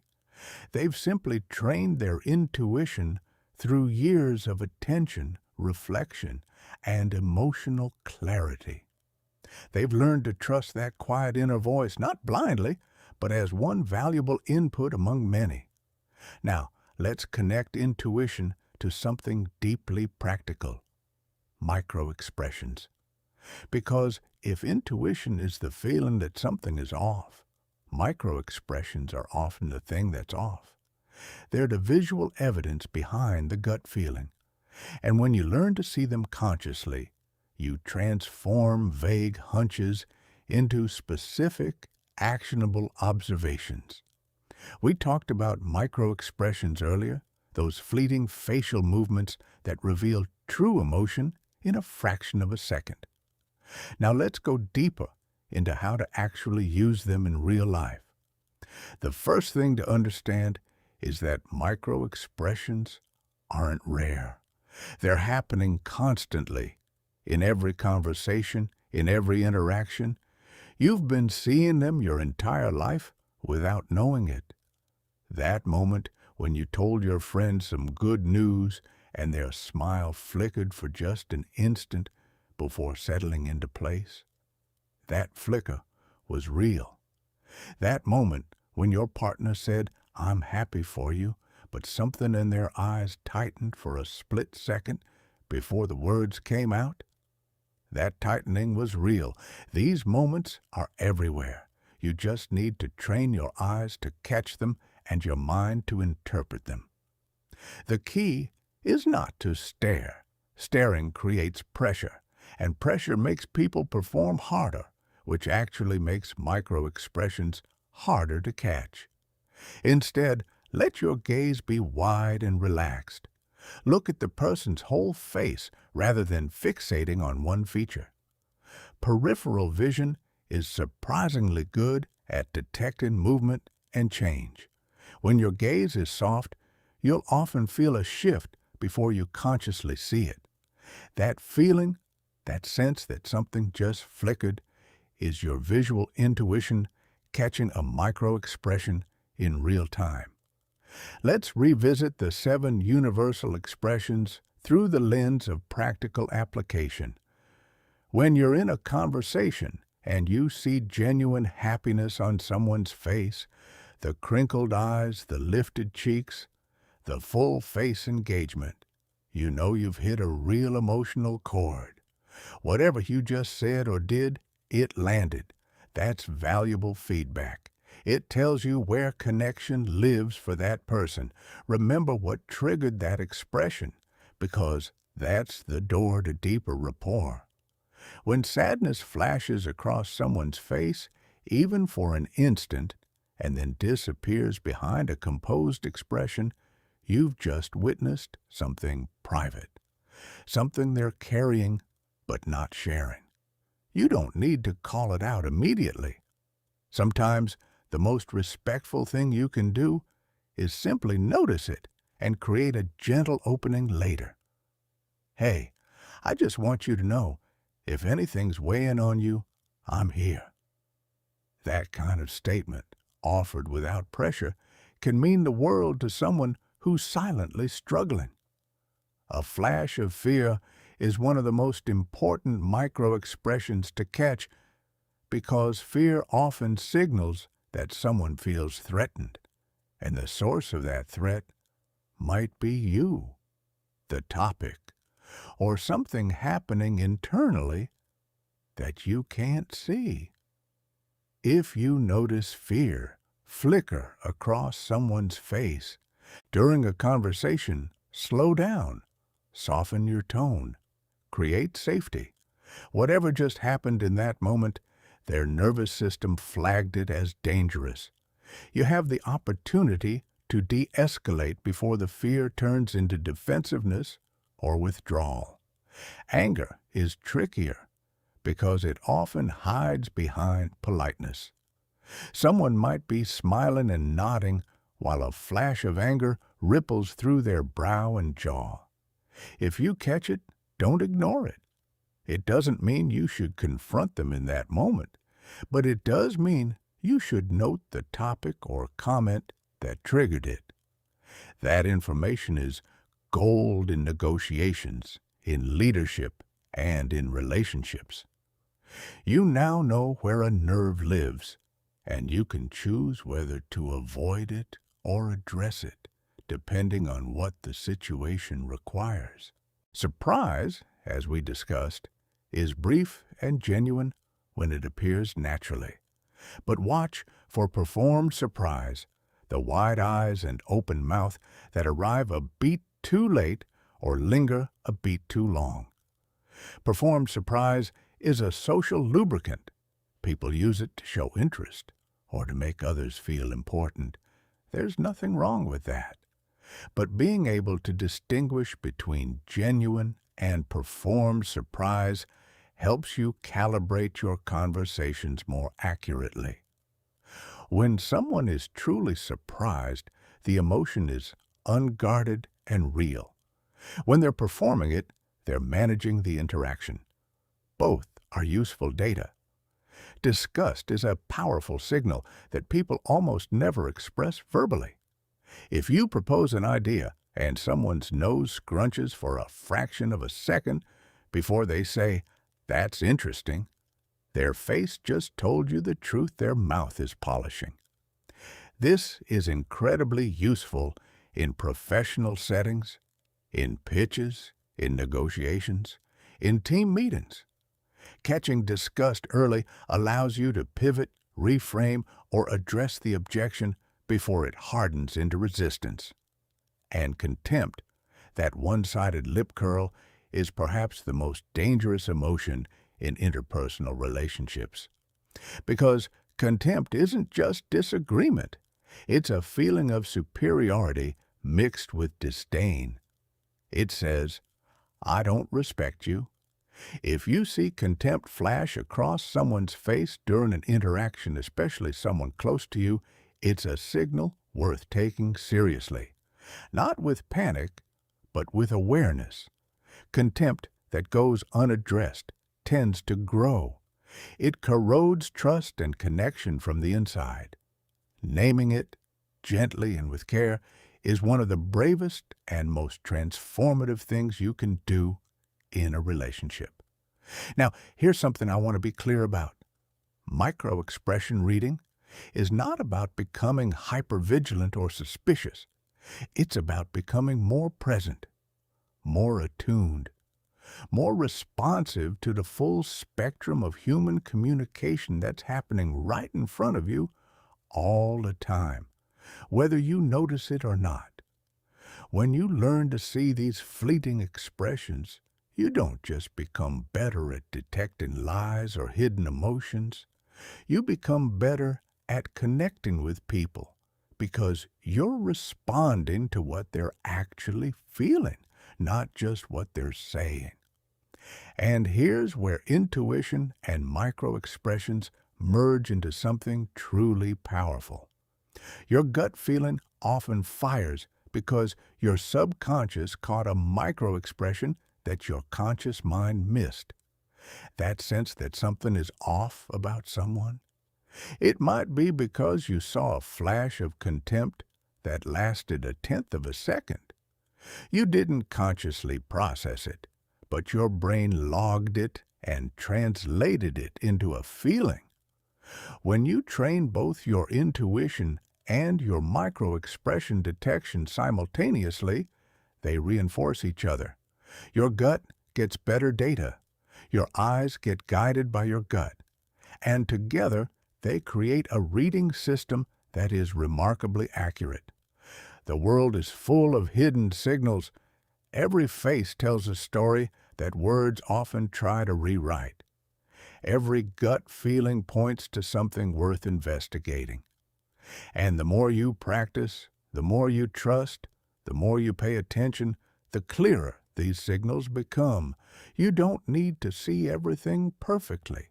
You don't need to catch every micro-expression or decode every feeling. What matters is that you're trying, that you're looking, that you're listening, not just with your ears, but with your whole being. Because in a world where most people are too busy, too distracted, or too afraid to pay real attention, the simple act of being present, of truly seeing another human being, is one of the most powerful things you can do. Trust yourself. Trust what you feel. And keep watching. The truth is always there, written in a flash across the face, felt in a flutter in the chest, spoken in a silence that says more than words ever could. You just have to be willing to receive it. Part 6. Unmasking the Hidden Agenda. Not everyone who smiles at you is happy to see you. Not everyone who says, "I care about you," actually does. And not everyone who offers help is doing it for your benefit. That's not cynicism, that's reality. And the sooner you accept it, the better equipped you'll be to protect your peace, your energy, and your heart. Now, before we go any further, let me be very clear about something. The vast majority of people you'll meet in your life are decent, well-meaning human beings doing their best with what they have. Most people aren't out to get you. Most people aren't playing games. But some are. And those few, the ones who manipulate, deceive, and control, they can cause an extraordinary amount of damage if you don't know how to spot them. So let's talk about how to recognize manipulation before it takes root in your life. The first thing you'll need to understand about manipulators is that they rarely look like villains. In fact, they often look like the most charming person in the room. They're warm. They're attentive. They say exactly what you want to hear. They make you feel special, seen, important. And that's the trap. Because genuine connection builds slowly. It's earned through time, consistency, and mutual vulnerability. But manipulation moves fast.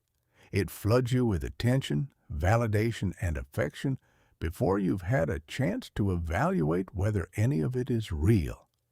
If someone comes into your life like a hurricane of charm, if they seem to know exactly what to say at exactly the right moment, if they make you feel like the center of the universe before they even really know you, slow down. That doesn't automatically mean they're manipulative. Some people are genuinely enthusiastic and warm. But it does mean you should watch closely over time. Because manipulators front-load the charm. They build emotional credit as fast as possible so they can start withdrawing later. One of the earliest and most reliable signs of manipulation is inconsistency. Not the harmless kind, like forgetting a detail or changing plans. The strategic kind, where someone says one thing to your face and another behind your back. Where they promise something and then act as if the promise never existed. Where their story shifts, depending on the audience. This kind of inconsistency isn't accidental. It's calculated. It keeps you off balance, unsure of what's real, and dependent on them to define the truth for you. And that dependence is the goal. Because manipulation, at its core, is about control. It's about creating a dynamic where one person holds the power and the other is always second-guessing themselves, always seeking approval, always trying to figure out what went wrong. If you find yourself constantly confused in a relationship, constantly apologizing for things you're not sure you did, constantly feeling like you're walking through fog, that confusion isn't a coincidence. It's being manufactured. Let's talk about some of the specific tactics that manipulators use, because naming them is the first step to neutralizing them. Guilt is one of the most common weapons. Manipulators know that kind-hearted people have a hard time sitting with the idea that they've hurt someone. So they exploit that. They say things designed to make you feel responsible for their emotions. I guess I'm just not important to you. After everything I've done, this is what I get? If you really love me, you wouldn't even need to ask. These aren't expressions of genuine hurt. They're precision tools designed to redirect your focus from your own needs to their emotional demands. And they work beautifully on empathetic people, which is why empathetic people are often the primary targets of manipulation. Then there's gaslighting, one of the most insidious forms of psychological control.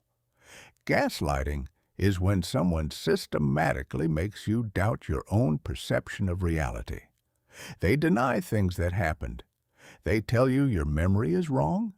They insist you're overreacting, being too sensitive, or imagining things.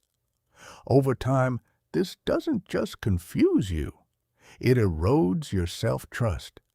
You stop believing your own eyes and ears. You start depending on the manipulator's version of events because yours no longer feels reliable. If you find yourself constantly questioning your own sanity around a specific person, that's not a flaw in your thinking. That's a strategy being deployed against you. Triangulation is another favorite tactic. This is when a manipulator brings a third party into the dynamic, either real or fabricated, to validate their position or destabilize yours. Everyone agrees that you're being unreasonable. My friends all think I'm right about this. My ex never had this problem. These statements are designed to isolate you, to make you feel like you're the only one who sees the situation differently, and therefore the one who must be wrong. It's a way of surrounding you with invisible pressure until you cave. In romantic relationships, manipulators often follow a very specific cycle. It begins with idealization. You're perfect. You're everything they've ever wanted. They shower you with attention, affection, and admiration. You feel incredible. Then, once the emotional bond is secured, the devaluation begins. Slowly at first, a subtle criticism here, a dismissive comment there. You start working harder to get back to the way things were, to earn that warmth again. And just when you're about to give up, they pull you back with a burst of affection. This push-pull cycle is addictive. It triggers the same neurological pathways as gambling or substance dependency. The unpredictability keeps you hooked, always chasing the high of their approval, always fearing the cold of their withdrawal. Manipulators are also masters of deflection. When you try to hold them accountable, they redirect the conversation. They turn your complaint into an accusation against you. You want to talk about what I did? What about what you did last month? Suddenly, you're defending yourself instead of addressing the original issue. The conversation goes in circles and nothing ever gets resolved because resolution isn't the goal. Control is. So how do you protect yourself? It starts with something deceptively simple. Trust your own experience. If something feels wrong, it probably is. If you feel drained after every interaction with someone, that's information. If you feel smaller, less confident, more confused than you were before you met them, that's data. Your emotional responses are signals, not weaknesses. Listen to them. Set boundaries early and watch how people respond to those boundaries. This is one of the most revealing tests of character you can apply. Healthy people respect boundaries. They might be disappointed, but they adjust. Manipulators, on the other hand, push back. They guilt you. They test the limits. They frame your boundary as an attack on them. So, You don't trust me? Why are you being so cold? I guess I'm just not allowed to be myself around you. If someone consistently makes you feel bad for protecting yourself, that tells you everything you need to know. Now, let's step back and connect all of this to a broader skill that will serve you in every relationship, every negotiation, every room you walk into. The skill of reading body clusters. Throughout this entire journey, we've been looking at individual signals. A gesture here, a facial expression there, a vocal shift, a postural change. And each of those signals is valuable on its own. But the real power of reading people comes when you stop looking at isolated signals and start looking at clusters, groups of behaviors that appear together and tell a unified story. Think of it this way. A single musical note tells you almost nothing. It could be part of any song, any melody, any mood. But when you hear several notes together, a chord, suddenly there's emotion, meaning, direction. Body language works the same way. One gesture is a note. A cluster is a chord. And the chord is where the truth lives.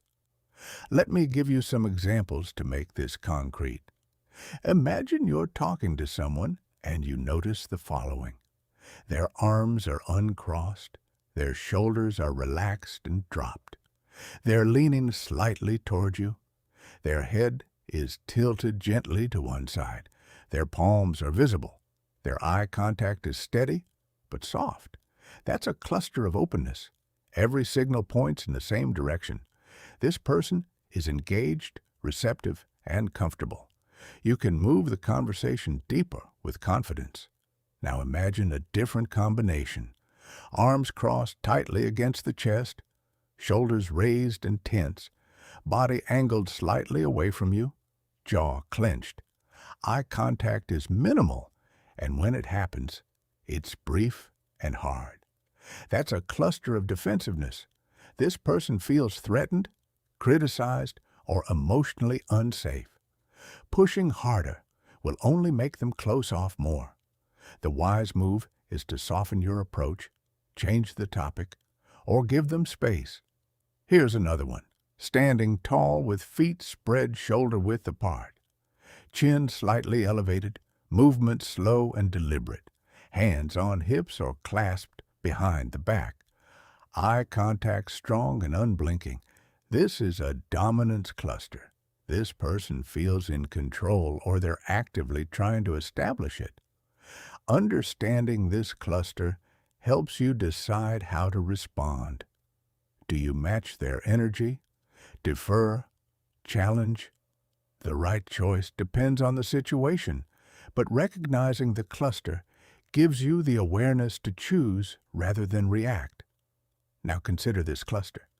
Feet pointed directly toward you, torso angled in your direction, pupils slightly dilated, frequent smiling, subtle touches on the arm or shoulder, mirroring your posture and gestures. This is an attraction cluster. It doesn't always mean romantic attraction.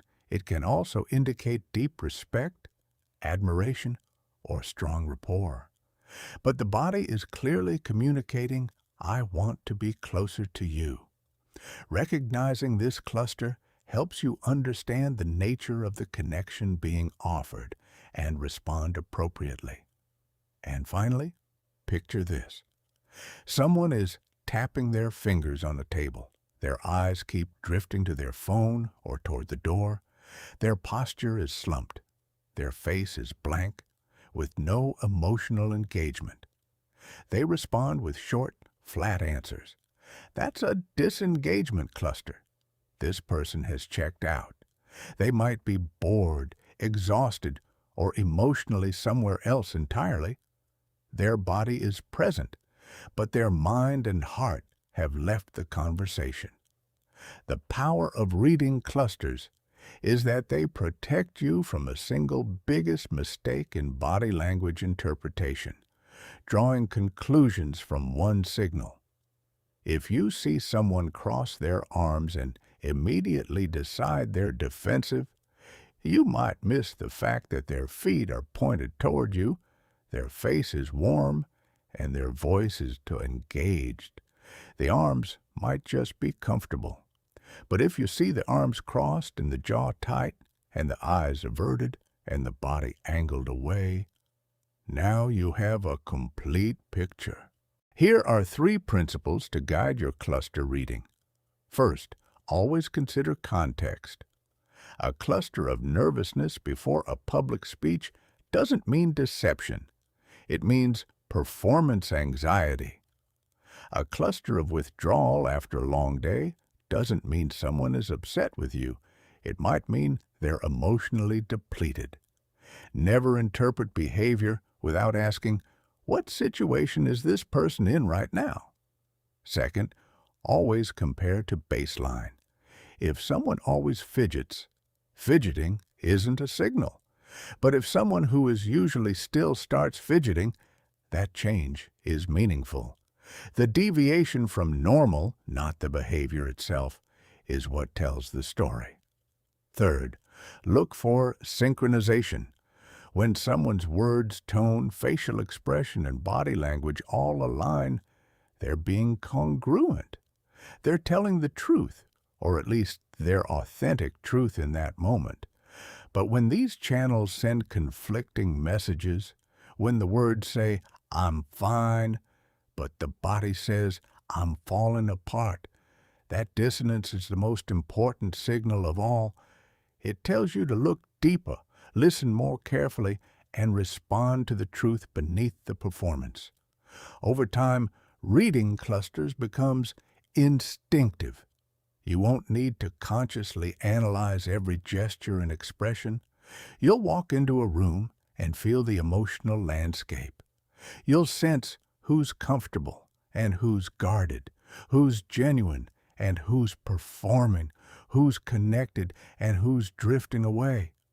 It won't require effort because your pattern recognition will be doing the work beneath the surface, processing 1,000 micro-observations and delivering the result as a feeling, a knowing, a quiet confidence in what you see. And that's when reading people stops being a technique and starts becoming a way of life. You don't turn it on and off.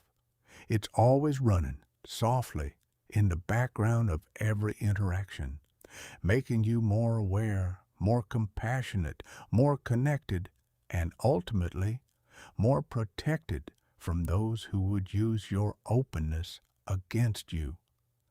Because here's the beautiful paradox at the center of all of this. The more you learn to read people, the more open-hearted you can afford to be. You don't need walls when you have awareness. You don't need armor when you have perception. You can be kind, generous, and trusting because you'll see the warning signs long before they become wounds. And that's not cynicism. That's wisdom. That's the kind of strength that comes not from closing your heart, but from opening your eyes. Part 7. The Mirror, Not the Mask. We've come a long way together. You've learned to read the invisible language of the body.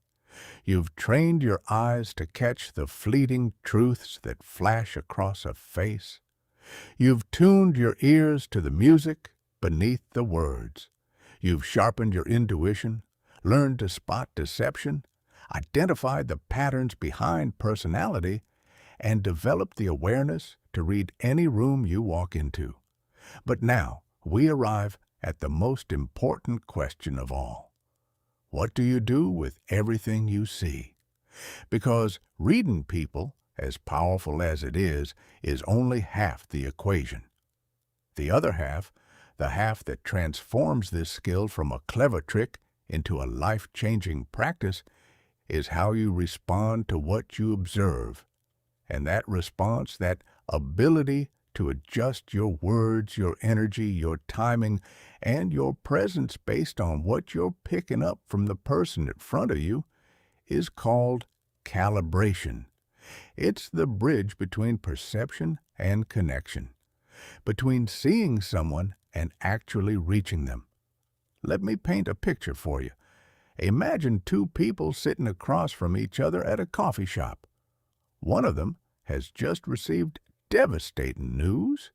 They haven't said anything about it yet. They're holding it in, trying to keep it together. Their smile is in place, but their eyes are distant. Their voice is steady, but a little too controlled. Their hands are wrapped tightly around their mug, knuckles slightly white. Now, the person sitting across from them has two choices. They can plow ahead with the conversation, talking about their own day, sharing gossip, cracking jokes, completely oblivious to the emotional storm happening 3 feet away. Or they can pause. They can notice the tightness in those hands. They can feel the forced quality of that smile. They can sense that something is off. And they can shift. They can soften their voice, slow down, let the silence breathe, and gently, without pressure, create an opening. Hey, something feels different today. You okay? That second person just calibrated. They read the signals, and instead of ignoring them, they adjusted their entire approach to meet the other person where they actually were, not where they appeared to be. That's the difference between someone who reads people and someone who connects with them. Calibration is not manipulation. Let me say that again because it's important. Calibration is not manipulation. Manipulation adjusts behavior to serve the manipulator's agenda. Calibration adjusts behavior to serve the connection. One takes, the other gives. One exploits what it sees, the other honors what it sees. The intention behind the adjustment is everything. So how do you calibrate effectively? It starts with presence. You cannot calibrate if you're not present. If you're in your head, rehearsing your next line, scrolling through your mental to-do list, or planning what you're going to say as soon as they stop talking, you will miss the signals that tell you how to respond. Calibration requires real-time awareness. It requires being here, fully, with every sense tuned to the person in front of you. Not thinking about the past, not worrying about the future, just here, in this moment, with this person, absorbing everything they're giving you, spoken and unspoken. The first thing to calibrate is your energy. Every human interaction involves an energy exchange. You bring a certain level of intensity, warmth, speed, and volume into a conversation, and so does the other person. When those energies are matched, conversation flows easily. When they clash, friction appears. If someone is speaking softly, slowly, and reflectively, and you respond with loud enthusiasm and rapid-fire questions, you'll create a disconnect that makes them pull back. Not because your energy is wrong, but because it doesn't match theirs in that moment. This doesn't mean you should become a chameleon, changing yourself entirely to match whoever you're with. That would be exhausting and inauthentic.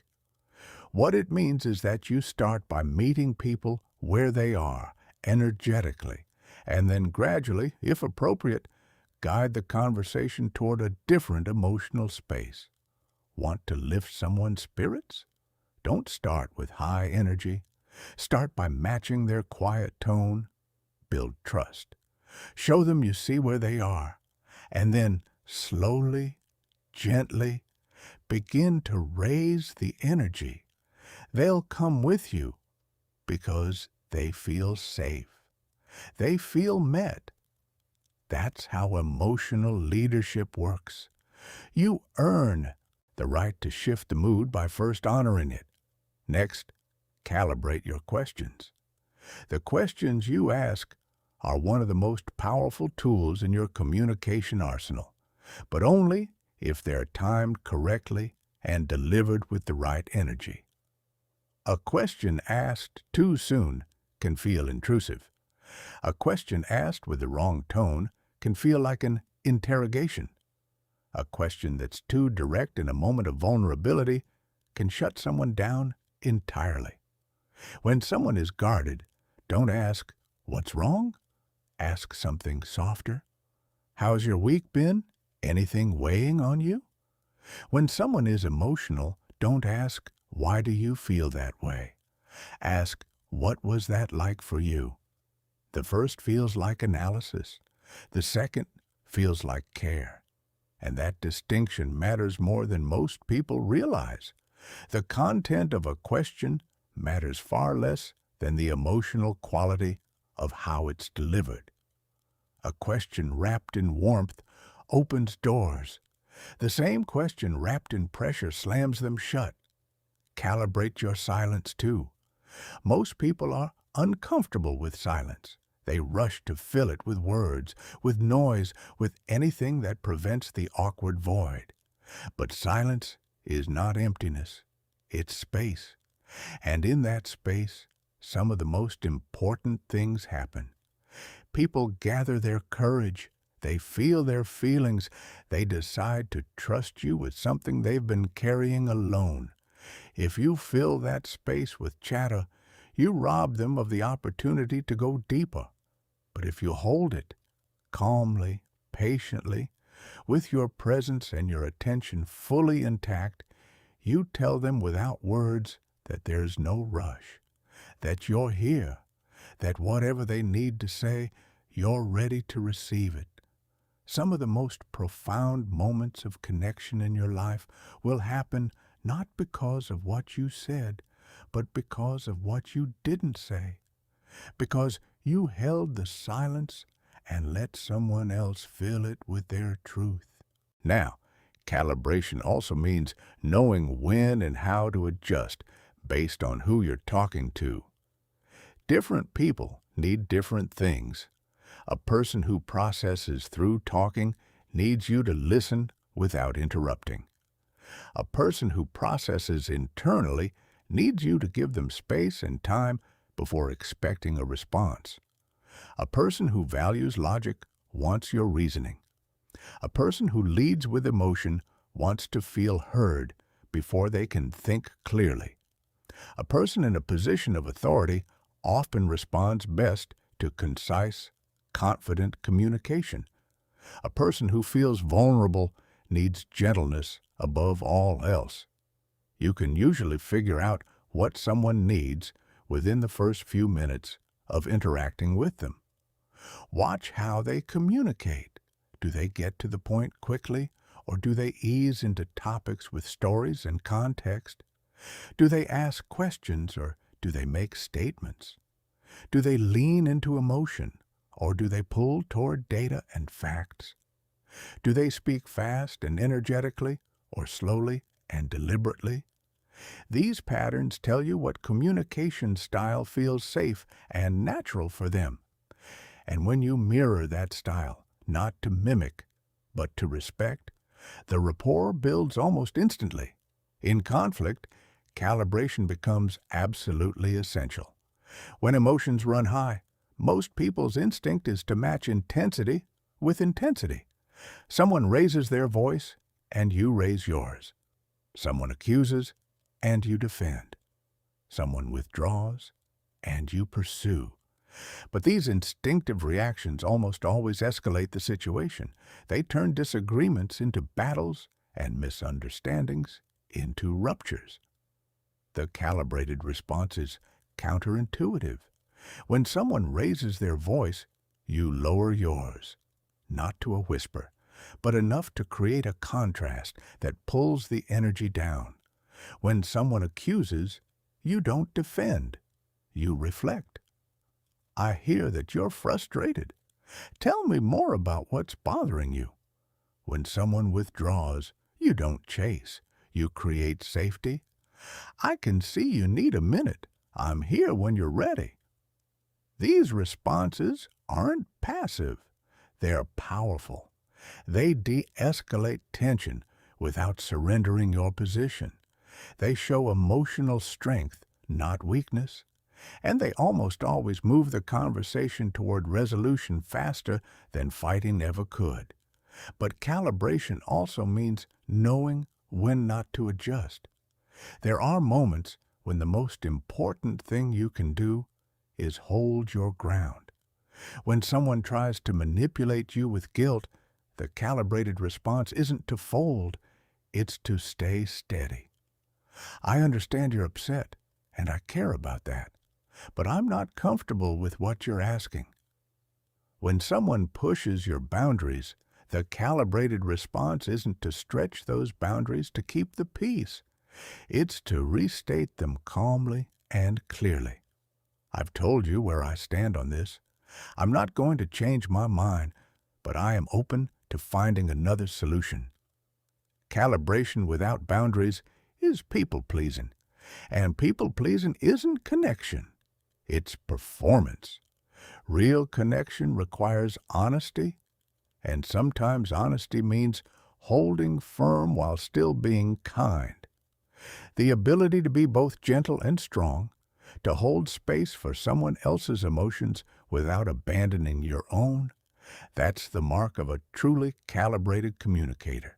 Now, let's bring everything together, because all of this, every chapter, every concept, every technique, leads to one destination, becoming not just a reader of people, but a mirror for them. What do I mean by that? A mirror reflects what's real.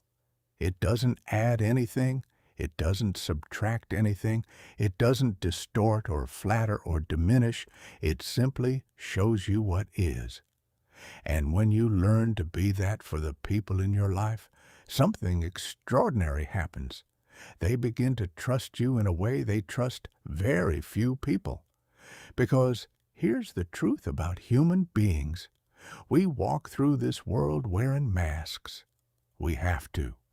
Society asks us to be professional when we're exhausted, cheerful when we're grieving, confident when we're terrified, and okay when we're anything but. These masks serve a purpose. They protect us. They help us function. But they're also incredibly lonely.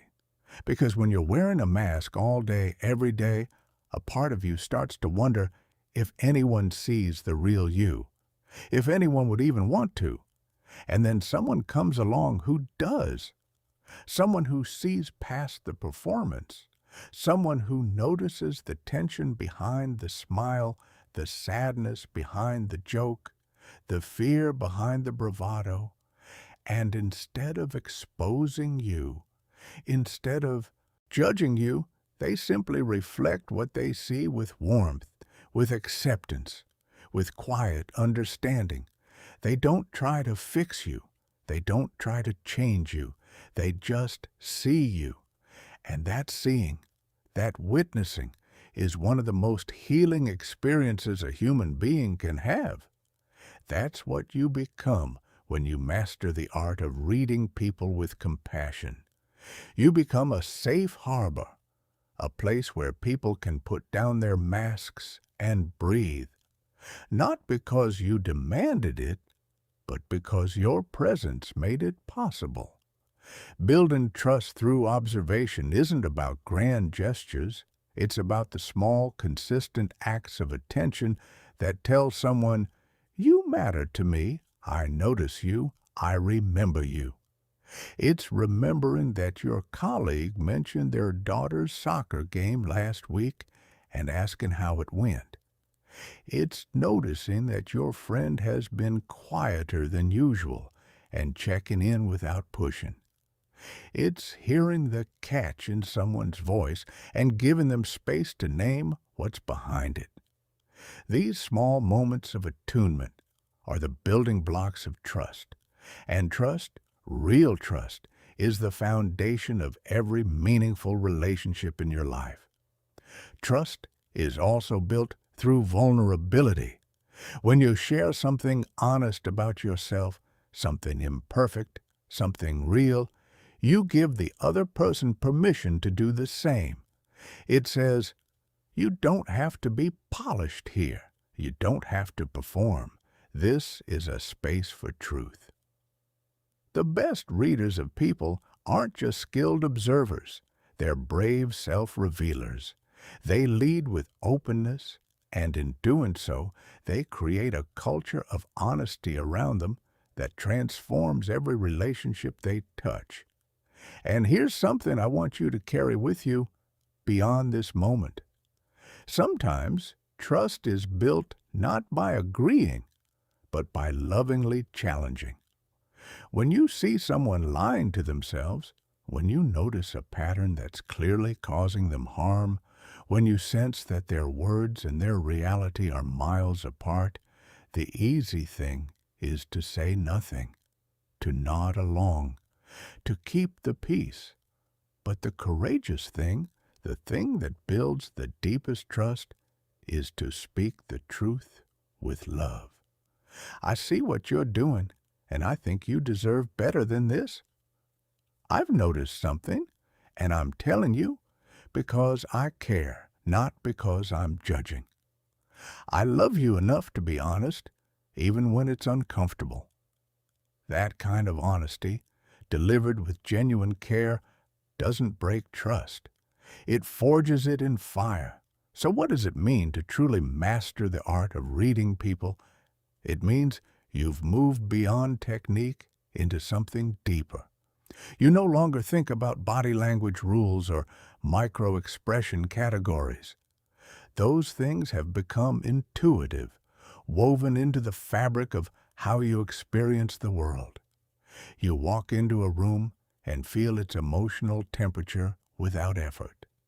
You sense what someone needs before they articulate it. You notice the moment a conversation shifts, the moment trust builds or breaks, the moment someone decides to let you in or shut you out. These perceptions flow naturally because you've put in the practice, the reflection, the emotional work. But mastery isn't just about what you perceive. It's about who you've become in the process of learning to perceive it. Because this journey changes you. It makes you more patient because you understand that behavior always has a reason, even when it's frustrating. It makes you more compassionate because you've learned to see the pain behind people's worst moments. It makes you more humble because the deeper you look into others, the more you realize how complex every single human being is, how much is hidden beneath the surface that you'll never fully see. And it makes you braver because you've learned that real connection requires real honesty, and you're no longer afraid to offer both. Master readers of people don't walk through the world analyzing everyone they meet like subjects in an experiment. They walk through the world with a quiet awareness, a gentle curiosity, and a deep respect for the human experience. They know that every person they encounter is carrying stories they'll never hear, fighting battles they'll never see, and hoping to be understood by someone who actually cares enough to look. And that's what makes this skill different from every other form of knowledge. It doesn't just make you smarter, it makes you kinder. It doesn't just give you an advantage, it gives you the ability to create safety, to build bridges, to heal wounds, and to love people more fully, not in spite of their flaws, but because you understand where those flaws come from. Practice this every single day, not as a technique, but as a way of being. Be the person who really looks, who really listens, who notices the pause, the sigh, the flicker of emotion that everyone else misses. Be the person who asks the second question, the one after the surface answer, the one that goes deeper. Be the person who makes others feel seen, not studied, understood, not analyzed, held, not fixed. Because in a world that moves too fast, where people scroll past each other's pain and swipe through each other's stories, the one who truly stops and pays attention becomes unforgettable. Not because they're the loudest or the most impressive, but because they're the most present, the most real, the most human. And here's the final truth, the one that sits at the heart of everything we've explored together. The greatest readers of people are not the ones who see the most. They're the ones who make others feel the most seen, not analyzed, not decoded, not figured out, seen, truly, deeply, compassionately seen. When you become that person, you don't just read people, you transform them, not by changing who they are, but by reflecting who they are back to them with such clarity and kindness that they begin to trust themselves more deeply. You become the mirror in which they rediscover their own worth, the stillness in which they find their own voice, the safe space in which they finally stop performing and start being. That is the real power of understanding people. That is the legacy you carry forward from this moment. Not a set of tricks or techniques, but a profound shift in how you move through the world and how the world moves through you. You've always had this ability inside you. Every time you sensed something unspoken, every time you felt a shift in someone's energy, every time your gut told you something your mind couldn't explain, that was your innate gift trying to surface. All we've done here is give it language, structure, and permission to fully bloom. So go forward with open eyes and an open heart. Trust what you see. Trust what you feel. And above all, trust that the simple act of truly paying attention to another human being is one of the most powerful, most generous, and most transformative things you will ever do. Not by what you say, but by what you see. Not by what you know, but by how deeply you care to know. That's the gift. That's the power. And now it's yours.